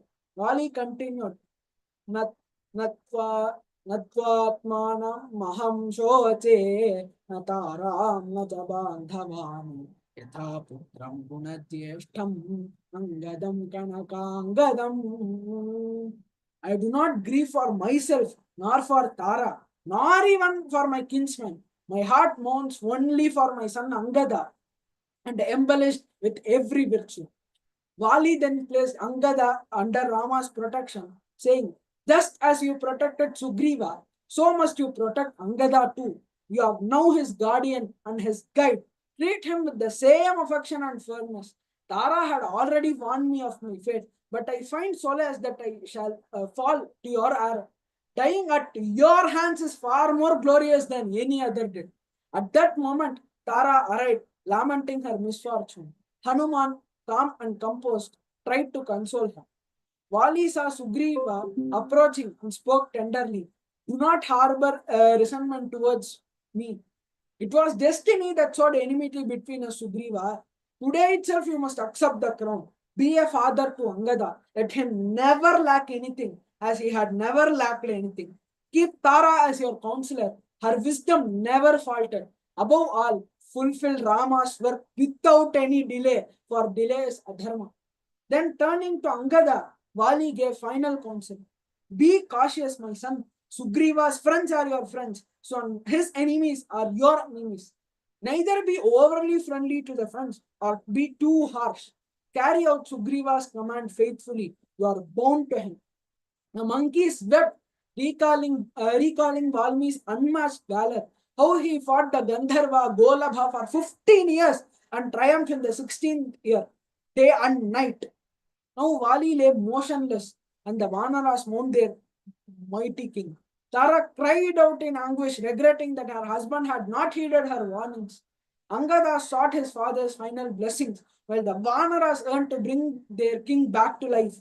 Sugriva then approached to Rama and lamented, "My brother never wished to kill me. Time and again he said, 'Go away, I do not want to kill you,' showing his nobility. But blinded by my desire for the kingdom, I sought his death through you. Now I feel I should renounce everything and follow him to the next world." When Indra's youth Dwashta, the sins were taken up by the trees, the oceans, and women, not by compulsion, but they took it up voluntarily. But who would now bear the burden of a mere monkey's sin? Tara, overwhelmed with grief, approached Rama and said that she too wished to ascend to Swarga, for Vali would not find peace without her. Rama, with compassion, consoled her, saying, "Do not transgress the natural order created by Brahma. Joy and sorrow comes in cycles. You should surely attain, you shall surely attain the same abode where your husband went. Your son Angada will be now crowned as the crown prince. Warriors, wives, do not weep over their husbands' fall in battle." At Rama's instruction, Angada performed Vali's last rites. Sugriva, purified by a sacred bath, awaited Rama's permission for coronation. The Vanaras gathered around Rama as the Devas once gathered around Brahma. Hanuman approached Rama and said, "By your grace, Sugriva has inherited the kingdom. He now waits for your consent to be crowned. He wishes you would come to Kishkindha and coronate him." Rama replied to Hanuman, "It is not proper for me to enter the city, Hanuman. I have vowed to dwell in the forest for 14 years to my father. Instead, let Sugriva get crowned by your own hands. Also consecrate Angada as the heir apparent. He is worthy of it." Rama then added, Rama then asked Sugriva, "This Shravana month marks the onset of monsoon, and for the next 4 months, I cannot trouble you, Vanaras, for the sake of my work. So, from Kritika month onwards, when the weather clears, you may begin the search. A good leader should not trouble his subordinates unnecessarily." Sugriva was crowned as king, and Angada was declared as crown prince. However, soon the urgency he once showed waned, and Sugriva became immersed in material pleasures, forgetting his promise to Rama. Seeing this, Hanuman grew worried. He approached Sugriva and advised him many times, "It is not right to be idle when a promise has been given. All this fortune you are now experiencing is due to Rama, and now you forgot your oath. Awake and remember your duty." Sugriva came to his senses and ordered Neela to summon all the Vanaras to Kishkinda immediately. Angada was tasked to personally inform the elders of Sugriva's command. Meanwhile, Rama, residing on Prashravanagiri, tormented by separation from Sita, said to Lakshmana, "Oh dear brother, Sugriva is causing me more sorrow by his neglect. Go to him and remind him. A friend who forgets a promise is the lowest of beings. Even the cruelest of enemies will not eat his corpse. If he forgets his duty, he shall face the same fate as his brother. The path where Vali went is still open, and the gates are not closed yet." Hearing his brother's words, Lakshmana took up his bows and arrows. "My dear brother," he said, "kingship is not meant for those who lack character. Sugriva has forgotten his duty. His brother Vali was no better, and I fear he will not aid us. Let him be slain. Let Angada and others search for Sita Devi." Rama, who knew how fierce Lakshmana could be, tried to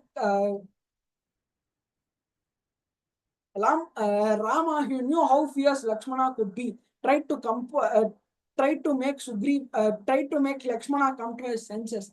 He gently pacified him. "Lakshmana, harsh words do not suit one of your noble conduct. Sugriva has nearly exceeded the time limit. Speak to him with calmness so that he may extend his help to us." With fire in his eyes, Lakshmana went to the gates of Kishkindha. The gods trembled at the sight of him. They ran. They looked like dry logs thrown into a blazing fire. To the monkeys who had long guarded the fortress of Kishkinda, Lakshmana looked like Yama himself. They tried to block his way, but one glance as his bloodshot eyes sent fear coursing through their limbs. Angada now rushed to meet Lakshmana and prostrated before him. Lakshmana said, "Dear Angada, go and tell your king that Lakshmana, brother of Rama, has come. If he values his life and honor, let him come before me. Otherwise, he shall face the consequences. Deliver this message and return at once." Ityuktva Shighram Agacha, says Lakshmana. Angada went to Sugriva, but the king was drunk and unaware of his surroundings. He was with the women folk.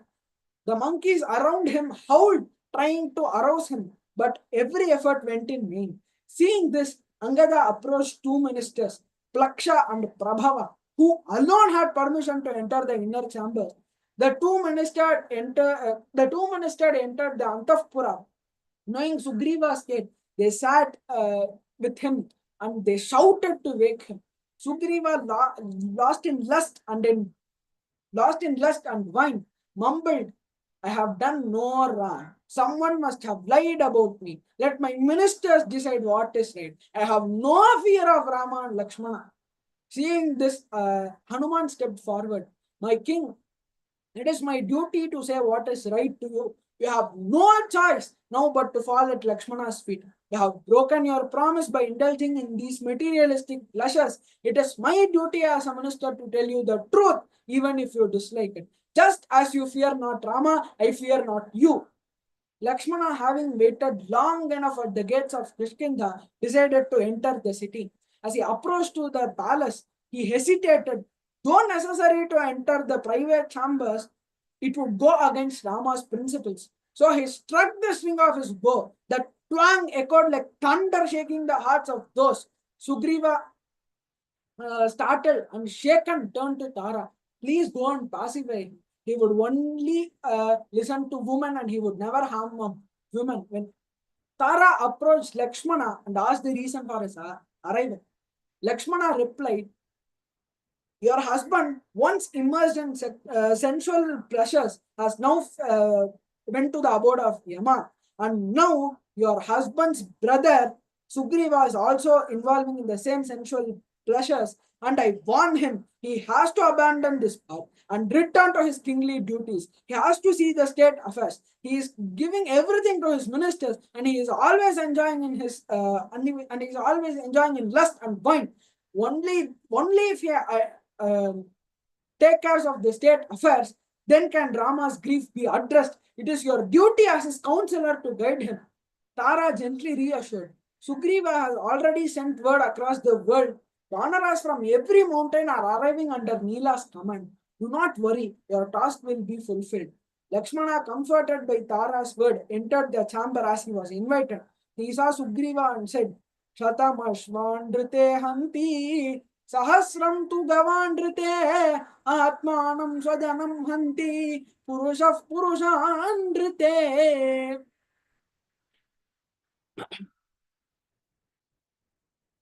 A man who lies for the sake of a horse is guilty of killing 100 horse.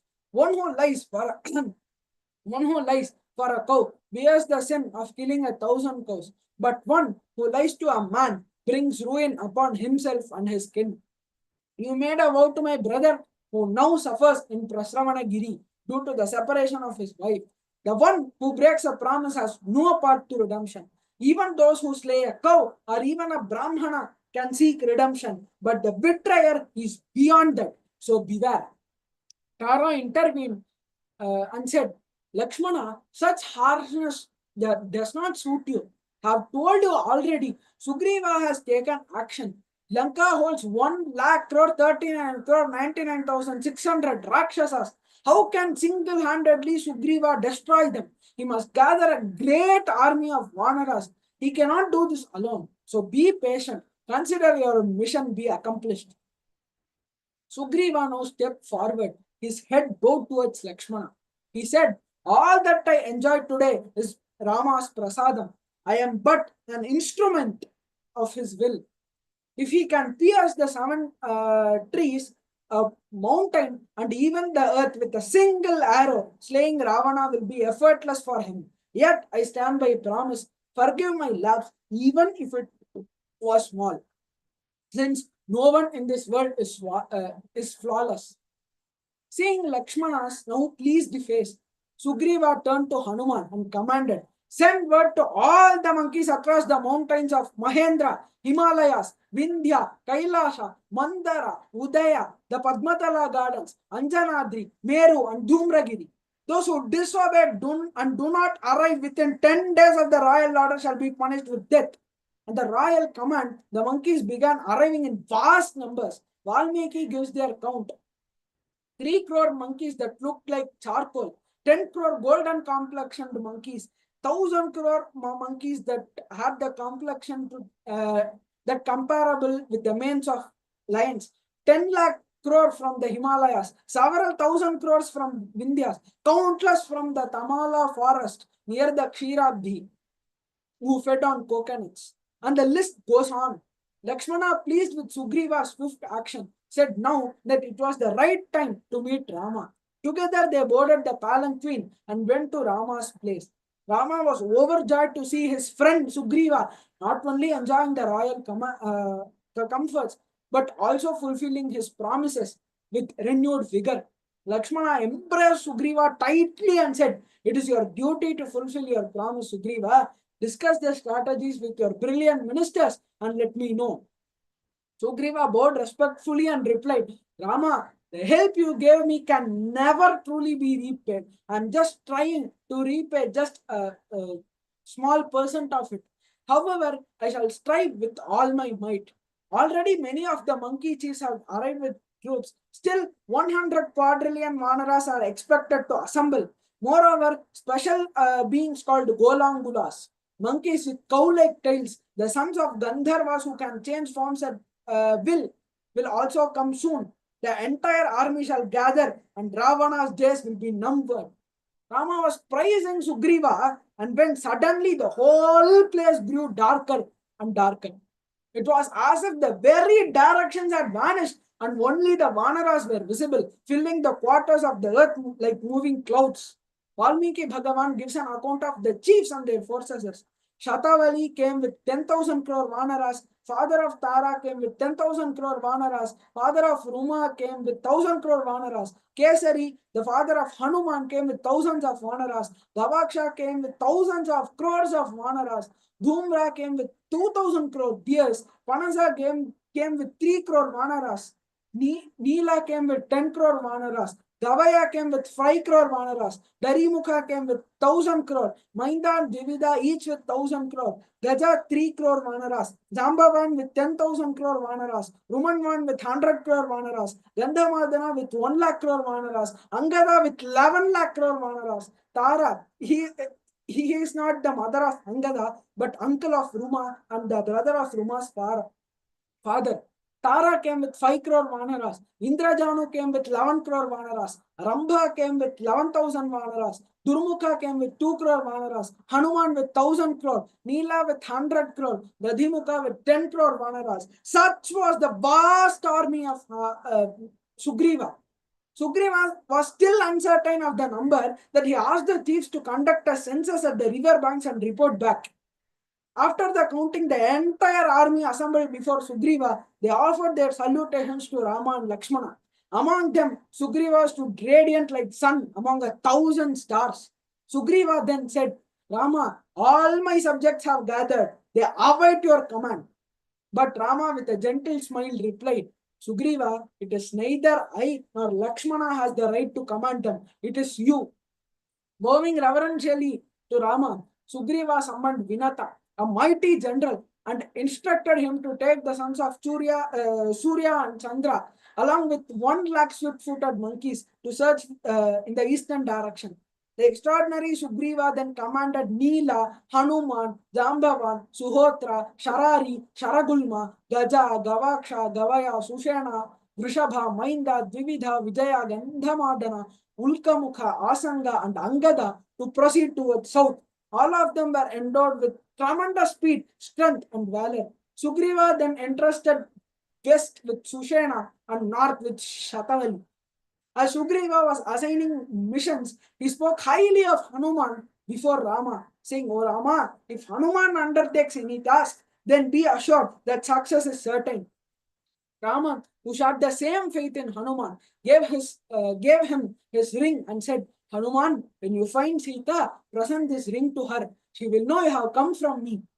The leaders, fired with enthusiasm, boosted one another's spirit and went to search out in different directions. Sugriva said, "You have to search in this place, you have to search in this place to each and every chiefs so that they don't miss any place on this earth." Amazed by Sugriva's knowledge, Rama then asked him how he knew so much. Sugriva then smiled and replied, "As you already know, I have already told you, Vali has chased me all over the entire earth. I had to flee everywhere. Thus, I have seen all the religions on the earth. But I never knew that I could reside at the backwaters of Bali's palace, that is the Rishamukha mountain." The troops who went to the north, west, east, searched all over the world for a month, but they could not find Sita and they sadly returned. However, the troops that went to south did not return. Those who journeyed to south traversed forests, mountains, hills, cities, but could not find Sita. They searched in the Vindhya mountains and a silver peaked mountain, but they couldn't find Sita there too. They went further south and they reached a cave called Riksha Bilam. Parched with thirst and weary from their journey, they noticed flocks of swans and geese coming out of the cave. So Hanuman, astute and observant, deduced that there must be a water source inside the cave. So deciding to explore it, all the Vanara Sena went inside. They found a golden forest. The trees were gold, the fruits were gold, the grass were gold, even the lake, even the animals in the lake were gold, the fishes were gold, tortoises were gold, and even the birds were in gold. There were huge gold mansions, everything was in gold. They found a radiant woman immersed in penance. Recognizing her spiritual grandeur, Hanuman reverentially bowed to her and he said, "We are Vanara sent by Rama in search of Sita Devi. We are too thirsty and we entered this cave since we saw a flocks of swan and geese. Now we have lost our way and we seek your guidance." The ascetic woman, waking from her deep penance, introduced herself. "This golden forest was once created by Maya, the great architect of the Asuras. The mansions here are crafted by Vishwakarma himself. See the beauty.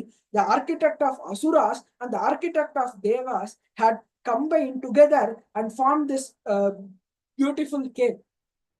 Maya performed penance to Brahma and sought all the wealth of Shukracharya. Later, he fell in love with the Apsaras called Hema. Displeased, Indra struck him down with his Vajra. Brahma then gifted this entire mansion to Hema. "I am Swayamprabha, daughter of Meru Savarni, and the caretaker of this place." Eager to know their story, Swayamprabha inquired about them, and Hanuman narrated their journey from Rama's exile till their quest to search for Sita. Moved by their mission, Swayamprabha extended her hospitality. She allowed them to eat the fruits of the cave, and she said to them, "Since you have come here, it is impossible for people to go out of this cave without. It is impossible for a person to go out of this cave alive. But through my penance power, I will allow you. I will permit you to go out. I will take you out." And when they closed their eyes and when they came out, they were on the seashore. Angada approached his companions with a heavy heart and said, "We couldn't find Sita Devi within the deadline given by our king. Sugriva already bears enmity towards me and my friends. If we confess our failure, Sugriva will surely sentence us to death. It is of no surprise that by his nature, Sugriva is harsh. Death will be our punishment for not fulfilling his command." Hearing these troubled words, Tara stood up and suggested, "Let us return to the cave. There no one can harm us. We have ample food and water to survive alone. Even mighty Indra could not conquer the cave, so we shall be safe within." Listening to the despairing discussion, the wise Hanuman realized that it was the time to use one of the four strategies to overcome the internal crisis: Sama, Dana, Bheda, Danta. Conciliation, gifts, division, or force. But Sama, diplomacy, and Dana, giving gifts, were unsuitable here. Hanuman decided to employ Bheda, division, because already there were disagreements among the monkeys, since it is easy to divide them. He approached Angada and said, Angada, see, these monkeys are fickle minded. Once they enter the cave, the thoughts of their wives and children will haunt them. Bereft of the comfort in their houses, they will try to get out of this cave. Now they will speak, but once they entered the cave, they will show their reality. Don't ever think of uh, building your own kingdom here. Indra may have only damaged it slightly, but a single arrow from Lakshmana would burst it apart entirely. Remember Lakshmana's fury when Sugriva delayed fulfilling his promise. No one can withstand Lakshmana's rage. Instead, let us go to Sugriva, truthfully report our situation. In return for your honesty, he will make you his successor, honoring your straightforward nature. But Angada was unconvinced. His heart filled with anger against Sugriva. He decided not to return to Kishkinda and instead go to end his life by the seashore. He said to Hanuman, Sugriva is not righteous. Then the one who closed the gates of the mountain when his brother was fighting, how can he be righteous? He will definitely kill me and my friends, and I am not going to return. Rather, I am going to lay down facing east on a bed of darbha grass and going to live my life here. And the other monkeys too thought this is the right idea, and out of loyalty, they too did the same. Now, from the nearby Vindhya mountains, a large wingless vulture was observing them. Seeing the monkeys preparing for death, the vulture was actually happy at first. It thought of feasting on on their corpses one by one. Angada noticed that vulture, which was eagerly waiting for them to die. Look, on one hand, Jatayu gave up his life fighting Ravana to help Rama. On the other hand, this is also a vulture who wishes to feast upon those who try to help Rama. Hearing the name Jatayu, the vulture was shaken at his heart. It asked him about Jatayu. Then Angada narrated the whole story. Upon hearing it, the vulture, Sampati, Jatayu's elder brother, spoke. I wish to help Rama, but as you can see, I have lost my wings. Once Jatayu and I raced towards the sun. Jatayu, being younger, could not bear the heat. To protect him, I spread my wings over him, and my feathers were completely burned. We were scattered over different directions by the force. Then Sampati revealed something vital. Since I lost my wings, it is my son Suparshva who helps with food. Once he saw a Daman carrying a weeping woman, calling out, Rama, Lakshmana. The Daman had asked politely to leave since my son was blocking the way. My son felt it is not proper to fight with a polite person, so he gave the way. Soon after, Siddhas, Devas, and other birds came to him. He prostrated towards Siddhas and Devas, and they revealed to him that it was Ravana and he was abducting Rama's wife Sita. Out of fear, he came to me immediately and told all the story. Uh, I was very sad upon hearing him. The vultures fly in the fifth region of the atmosphere, and I can see up to 100 yojanas. I can see Sita Devi in the garden of Ravana. So, find a way to cross the ocean to reach her. Also, he continued, Tadala Kriyatam Buddhinistayah Nahi Karmasu Sajjante Buddhimanto Bhavatvidha. Do not worry about the time limits. Your duty is to find Sita and convey her whereabouts. The wise like you never get attached to actions or their fruits. Angada, curious, asked Sampati more about his past. Sampati then further continued. After I fell in the Vindhyas, I heard that Jatayu had fallen near Janasthan. I could not fly. I was very much worried of separation of my brother. We lived so happily. So I hopped towards an ashrama where the great sage Nishakara Maharishi lived, surrounded by wild animals who revered him. Seeing my pitiful condition, the sage blessed me and foretold, a king named Dasharatha will have a son named Rama. Rama's wife will be abducted by a demon. One day you will help them, those who search for her. Through that help, your wings will be restored. Even though I was impatient and often thought of ending my life, the sage's word always rang in my ears. 8,000 years have passed, and today I got this opportunity. As Sampati spoke, his wings regrew, his wounds healed, and he transformed into a young, valorous vulture once again. He regained his lost valor and said, by the grace of sage Nishakara Maharishi, I have regained my wings. Surely your journey will bring good fortune. Have faith. Monkeys, now energized and hopeful, bowed to Sampati with reverence. Sampati soared into the skies, free and young once more. Then Angada and his team advanced towards the ocean. But upon seeing the vast stretch of water, their hearts filled with sorrow. Sensing their despair, Angada encouraged them with profound words.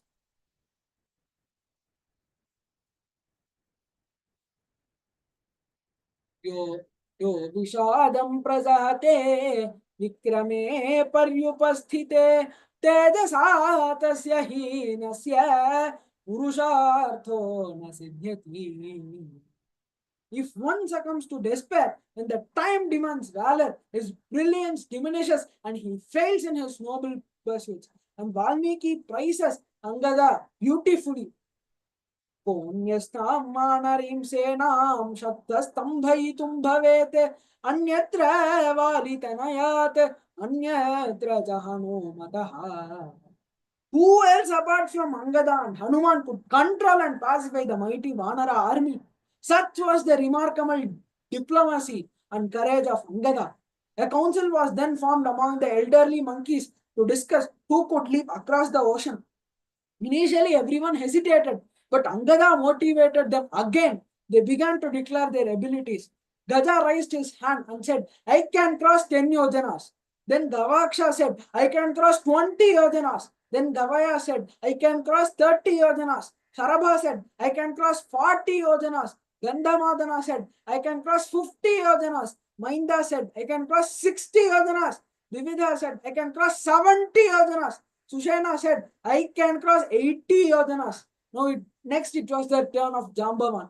He said, in my youth, I was very strong enough. I circumambulated whole the Trivikrama Avatara 21 times. Maya Mahabaleshchaiva Yagne Vishnu Sanatanaha Pradakshani Krita Purvam Kramamanas Trivikramam. I did a pradakshina 21 times across Trivikrama Bhagavan, but now I am old. Asking me to undertake such a feat would be futile. At that moment, a bold voice rang out, I can cross 100 yojanas. Everyone turned to see, but it was none other than Angada. Joy filled their hearts for a moment. They even thought that Rama's work is accomplished until Angada added, but I am unsure whether I can return. He didn't say I cannot, but his uncertainty casted a shadow, a doubt once again. So Jambavan said, even if you said you can return, I cannot send you because it is not proper to send since you are the higher apparent. Especially being the son of my guide, Vali, it is our responsibility to protect you at any cost. There is only one person among us who can be entrusted with this work.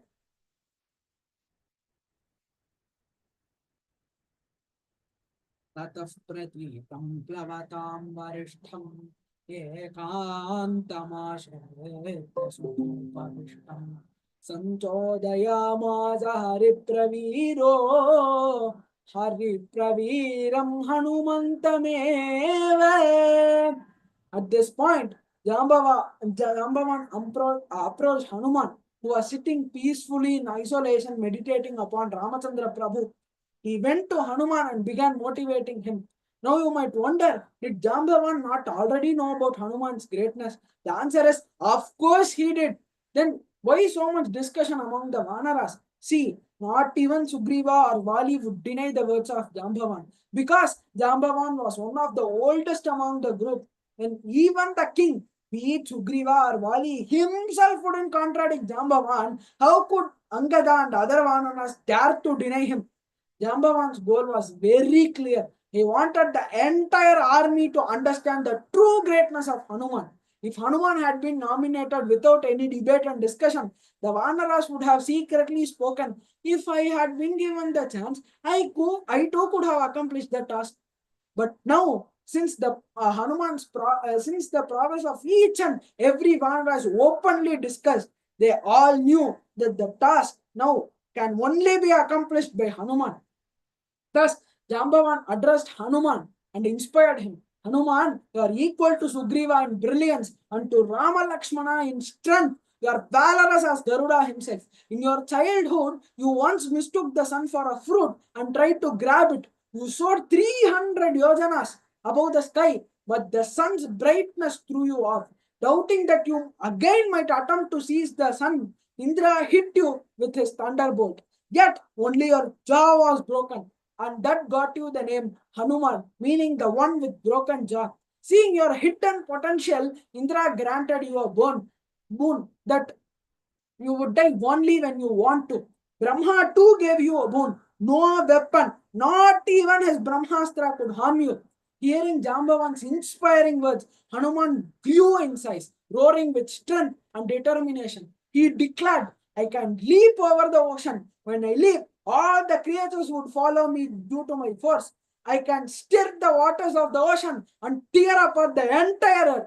I can rise with the sun in the east, move along with him, and set with him in the west. I can soar high and land in less than a moment. And then Hanuman proclaimed, वैनते यस्य या शक्तिः मम सा मारुतस्य वा ऋते सुपर्णरादानं मारुतं वा महाजवम्. Only Garuda and my father Vayu have the capacity, have the speed and might to match me. No other than the king of vultures, Garuda, and the mighty Vayu. No being can keep up with my flight. He continued, बुद्ध्या चाहं प्रपश्यामि मनश्रेष्ठा च मे तथा अहं द्रक्ष्यामि वै देहीं प्रमदोध्वं प्लवङ्गमा. Monkeys, I can feel it in my mind. I will see Vaidehi. Be joyful, O Vanaras. Hearing Hanuman's word, Jambavan blessed him and said, ऋषीणां च प्रसादेन कपिवृद्धमतेन च गुरूणां च प्रसादेन प्लवस्व त्वं महार्णवम्. By the blessings of the sages, by the wisdom of the elder monkeys, and by the grace of your gurus, you may successfully leap across the great ocean. Hanuman then added, the ground cannot withstand my force that I will be exerting while leaping. I will climb up atop this Mahendra Parvatam, so Mahendragiri's firm support will endure my thrust. Having thus spoken, Hanuman stood over the mountain. The Kishkindha Kandam concludes with these powerful lines.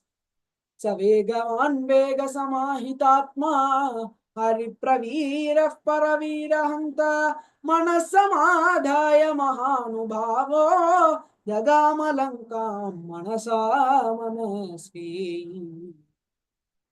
Magnanimous voice and heroic Hanuman, the destroyer of enemy warriors, focused his mind on speed. Mentally, he had already reached Lanka even before physically setting off. Let us end with an excerpt of Mahavira Vaibhavam or Raghuvira Gadyam, which is written by Swami Vedanta Deshika, where Swami explains the whole Kishkindha Kandam in 5 sentences.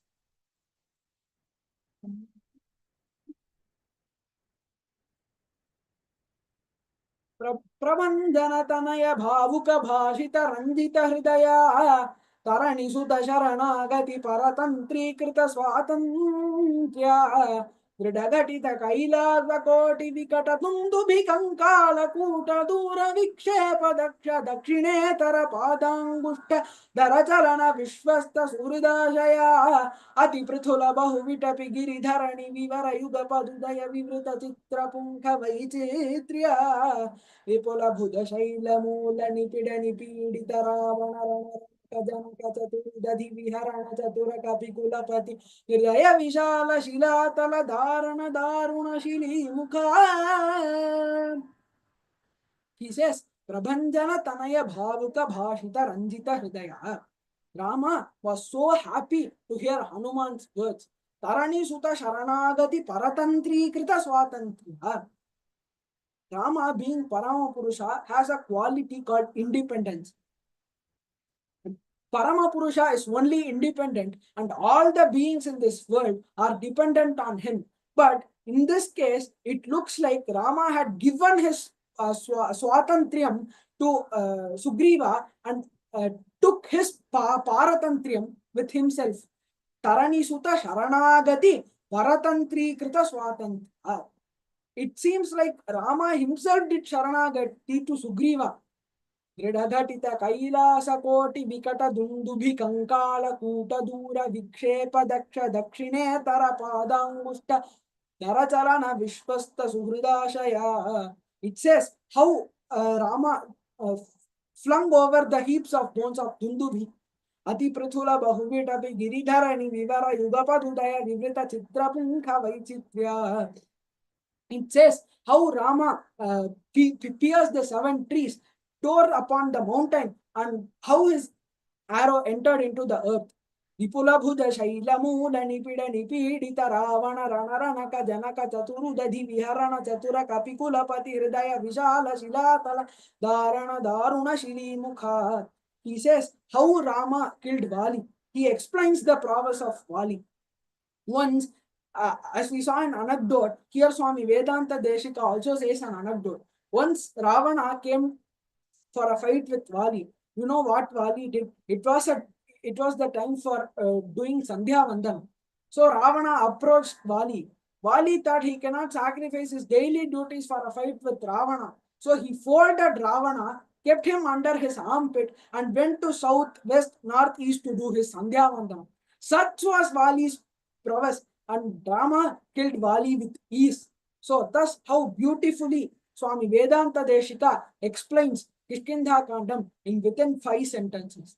Let us humbly pray to Bhagavan Sri Ramachandra Prabhu and Sita Mata that all those who have listened to the sacred narration of this Kishkindha Kandam be blessed with deep and unwavering bhakti at the divine feet of Sri Ramachandra Prabhu, Hanuman, and our revered gurus and acharyas. I humbly thank VRSC for giving me this opportunity to speak about Kishkindha Kandam. I also thank my Guru, Sri Anandayanidhi Bhagavatam, Sri S.P. Ram Sir, and Srimati Janaki Mami for teaching music. Sri Srimate Ramanujaya Namah. Gopika Jeevana Smaranam Govinda Govinda Janaki Kanta Smaranam Jai Jai Rama Rama Sadgurunath Maharaj Ki Jai.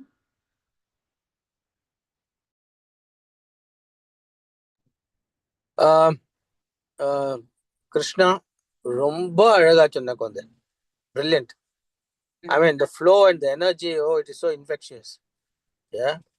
And I mean the complete what do you call depth and understanding of this great Kishkinta Kandam, very very uplifting. Wow. Actually, if you go to the present day Karnataka, no, if you I mean I recommend everyone to go there. The present day Karnataka, if you go to Hampi, which was the it was the capital of the Vijayanagara Samrajyam, Vijayanagara Empire. அங்க வந்து there is a mountain called Kishkinta and Malyavanta. அங்க if you see after the Purandaradasa Mantapa towards ஒரு துலாபாரம் இருக்கு. அங்க பார்த்தா ஒரு there will be a white line on the rock. அப்படியே ஒரு நீளமா போயிட்டே இருக்கும் for few meters. I mean as long as you can see. அது what is the legend and what is the belief is, Sita மாதாவோட புடவை வந்து அங்கே தரையில் ராவணா வாஸ் அப்டக்டிங், தரையில் அப்படியே பட்டுட்டு போயிட்டே இருந்ததுதான். So the she left a mark. Yeah. And அங்கே இன்னொரு மகான், அதாவது அங்கே வந்து ஒரு ஆஞ்சநேயர், யந்திரோத்தாரக ஹனுமந்தா அப்படின்ட்டு ஒன்று இருக்கு. வித்யாரண்யா இல்ல, Vyasaraya, who was in the Vijayanagara empire, அவர் டெய்லி ஒரு ஆஞ்சநேயரோட படம் போடுவார். பார்த்தா நெக்ஸ்ட் டே மாயமாயிடும். வரைவர் மாயமாயிடும். Again next day he does this for about 12 days. அப்புறம் Anjaneya comes to in his dream and says, நீ வெறுமனே போட்டாவெல்லாம் நான் I will not come and anybody is control. நீ ஒன்று பண்ணு, நீ ஒரு யந்திரம் வர, அதுக்குள்ள வந்து என்னோட you make one yantra and in that you draw my picture. அது நீங்க பார்த்தீங்கன்னா, if you go to Hampi you will have is yantra. அது யந்திரத்துக்குள்ள ஆஞ்சநேயர் ரொம்ப பிரசித்தியானது, ரொம்ப பவர்ஃபுல் ஆஞ்சநேயர், யந்திரோத்தாரக ஹனுமந்தா. நீங்க வந்து புரந்தரதாசர் கிருத்தீஸ்ல, இந்த தாச கூட்டமியோட கிருத்தீஸ்ல பார்த்தீங்கன்னாக்கா நிறைய இந்த யந்திரோத்தாரக ஹனுமந்தா பத்தி நிறைய காம்போஸ் பண்ணியிருக்கா, பாட்டுலாம் இருக்கு. ஏன்னா விஜய் விட்டல் ராயரு, புரந்தரதாசரு, தென் இவர் வியாசராயா எல்லாருமே எழுதியிருக்கா யந்திரோத்தாரம். எதுக்குன்னா Kishkindha I am saying this this recall the about Yantrodharaka Hanumantha. அந்த கிஷ்கிந்தா, மால்யவந்தா நிறைய மலைகள் இருக்காங்க in Hampi. If you see அங்க அதெல்லாம் that is a place where you have the Kishkindha Kandam. And இப்போ கூட நிறைய, if you go there you can spot lot of monkeys there. Yeah. Anyway, thank you so much. It was brilliant, absolutely absorbing. Wow. அது ஒன்று ஒன்று just I miss பண்ணேன். You said something about Budha and Angaraka. அது என்னது? It's a fight. It is a comparison of fight between Vali and Sugriva by Valmiki Maharaj. Okay, உபமானம், அதாவது it's comparison. Because why Budha and Angaraka they are not friends இந்த astrology. அவன் ரெண்டு பேருக்குமே சேராது. Wow, super super, brilliant குழந்தை, very very nice. ரொம்ப அழகா சொன்னேன், very nice, thank you. So it's மகத் பாக்யம். I don't know what merit we have accrued to have this satsangam and listen to the full Ramayanam for all the 9 days. And more so from this youngster who's so well versed in the scripture, uh, and so beautifully he narrated the Kishkinda Kandam. It is our bhagyam. See,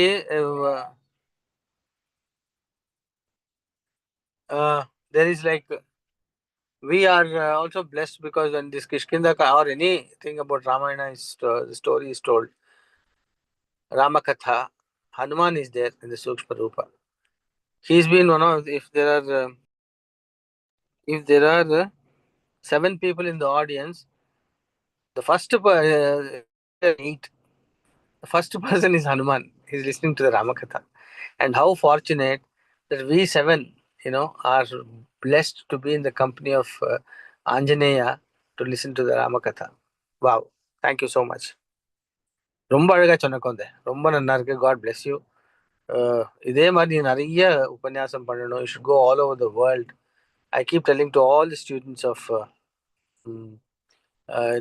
Dayanand Guruji, ஏன்னா நிறைய you have so much of information, so much of sadhana you have done.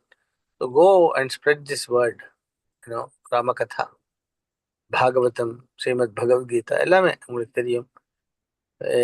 Enlighten people. That's the biggest seva what you can do. Thank you. With this, we conclude this session. Because Kishkinda Kandam is big, so it took 2 hours. And it was good. It was so good. We again meet tomorrow morning. We again meet tomorrow evening, same time, 6:30, for yet another, Kandam.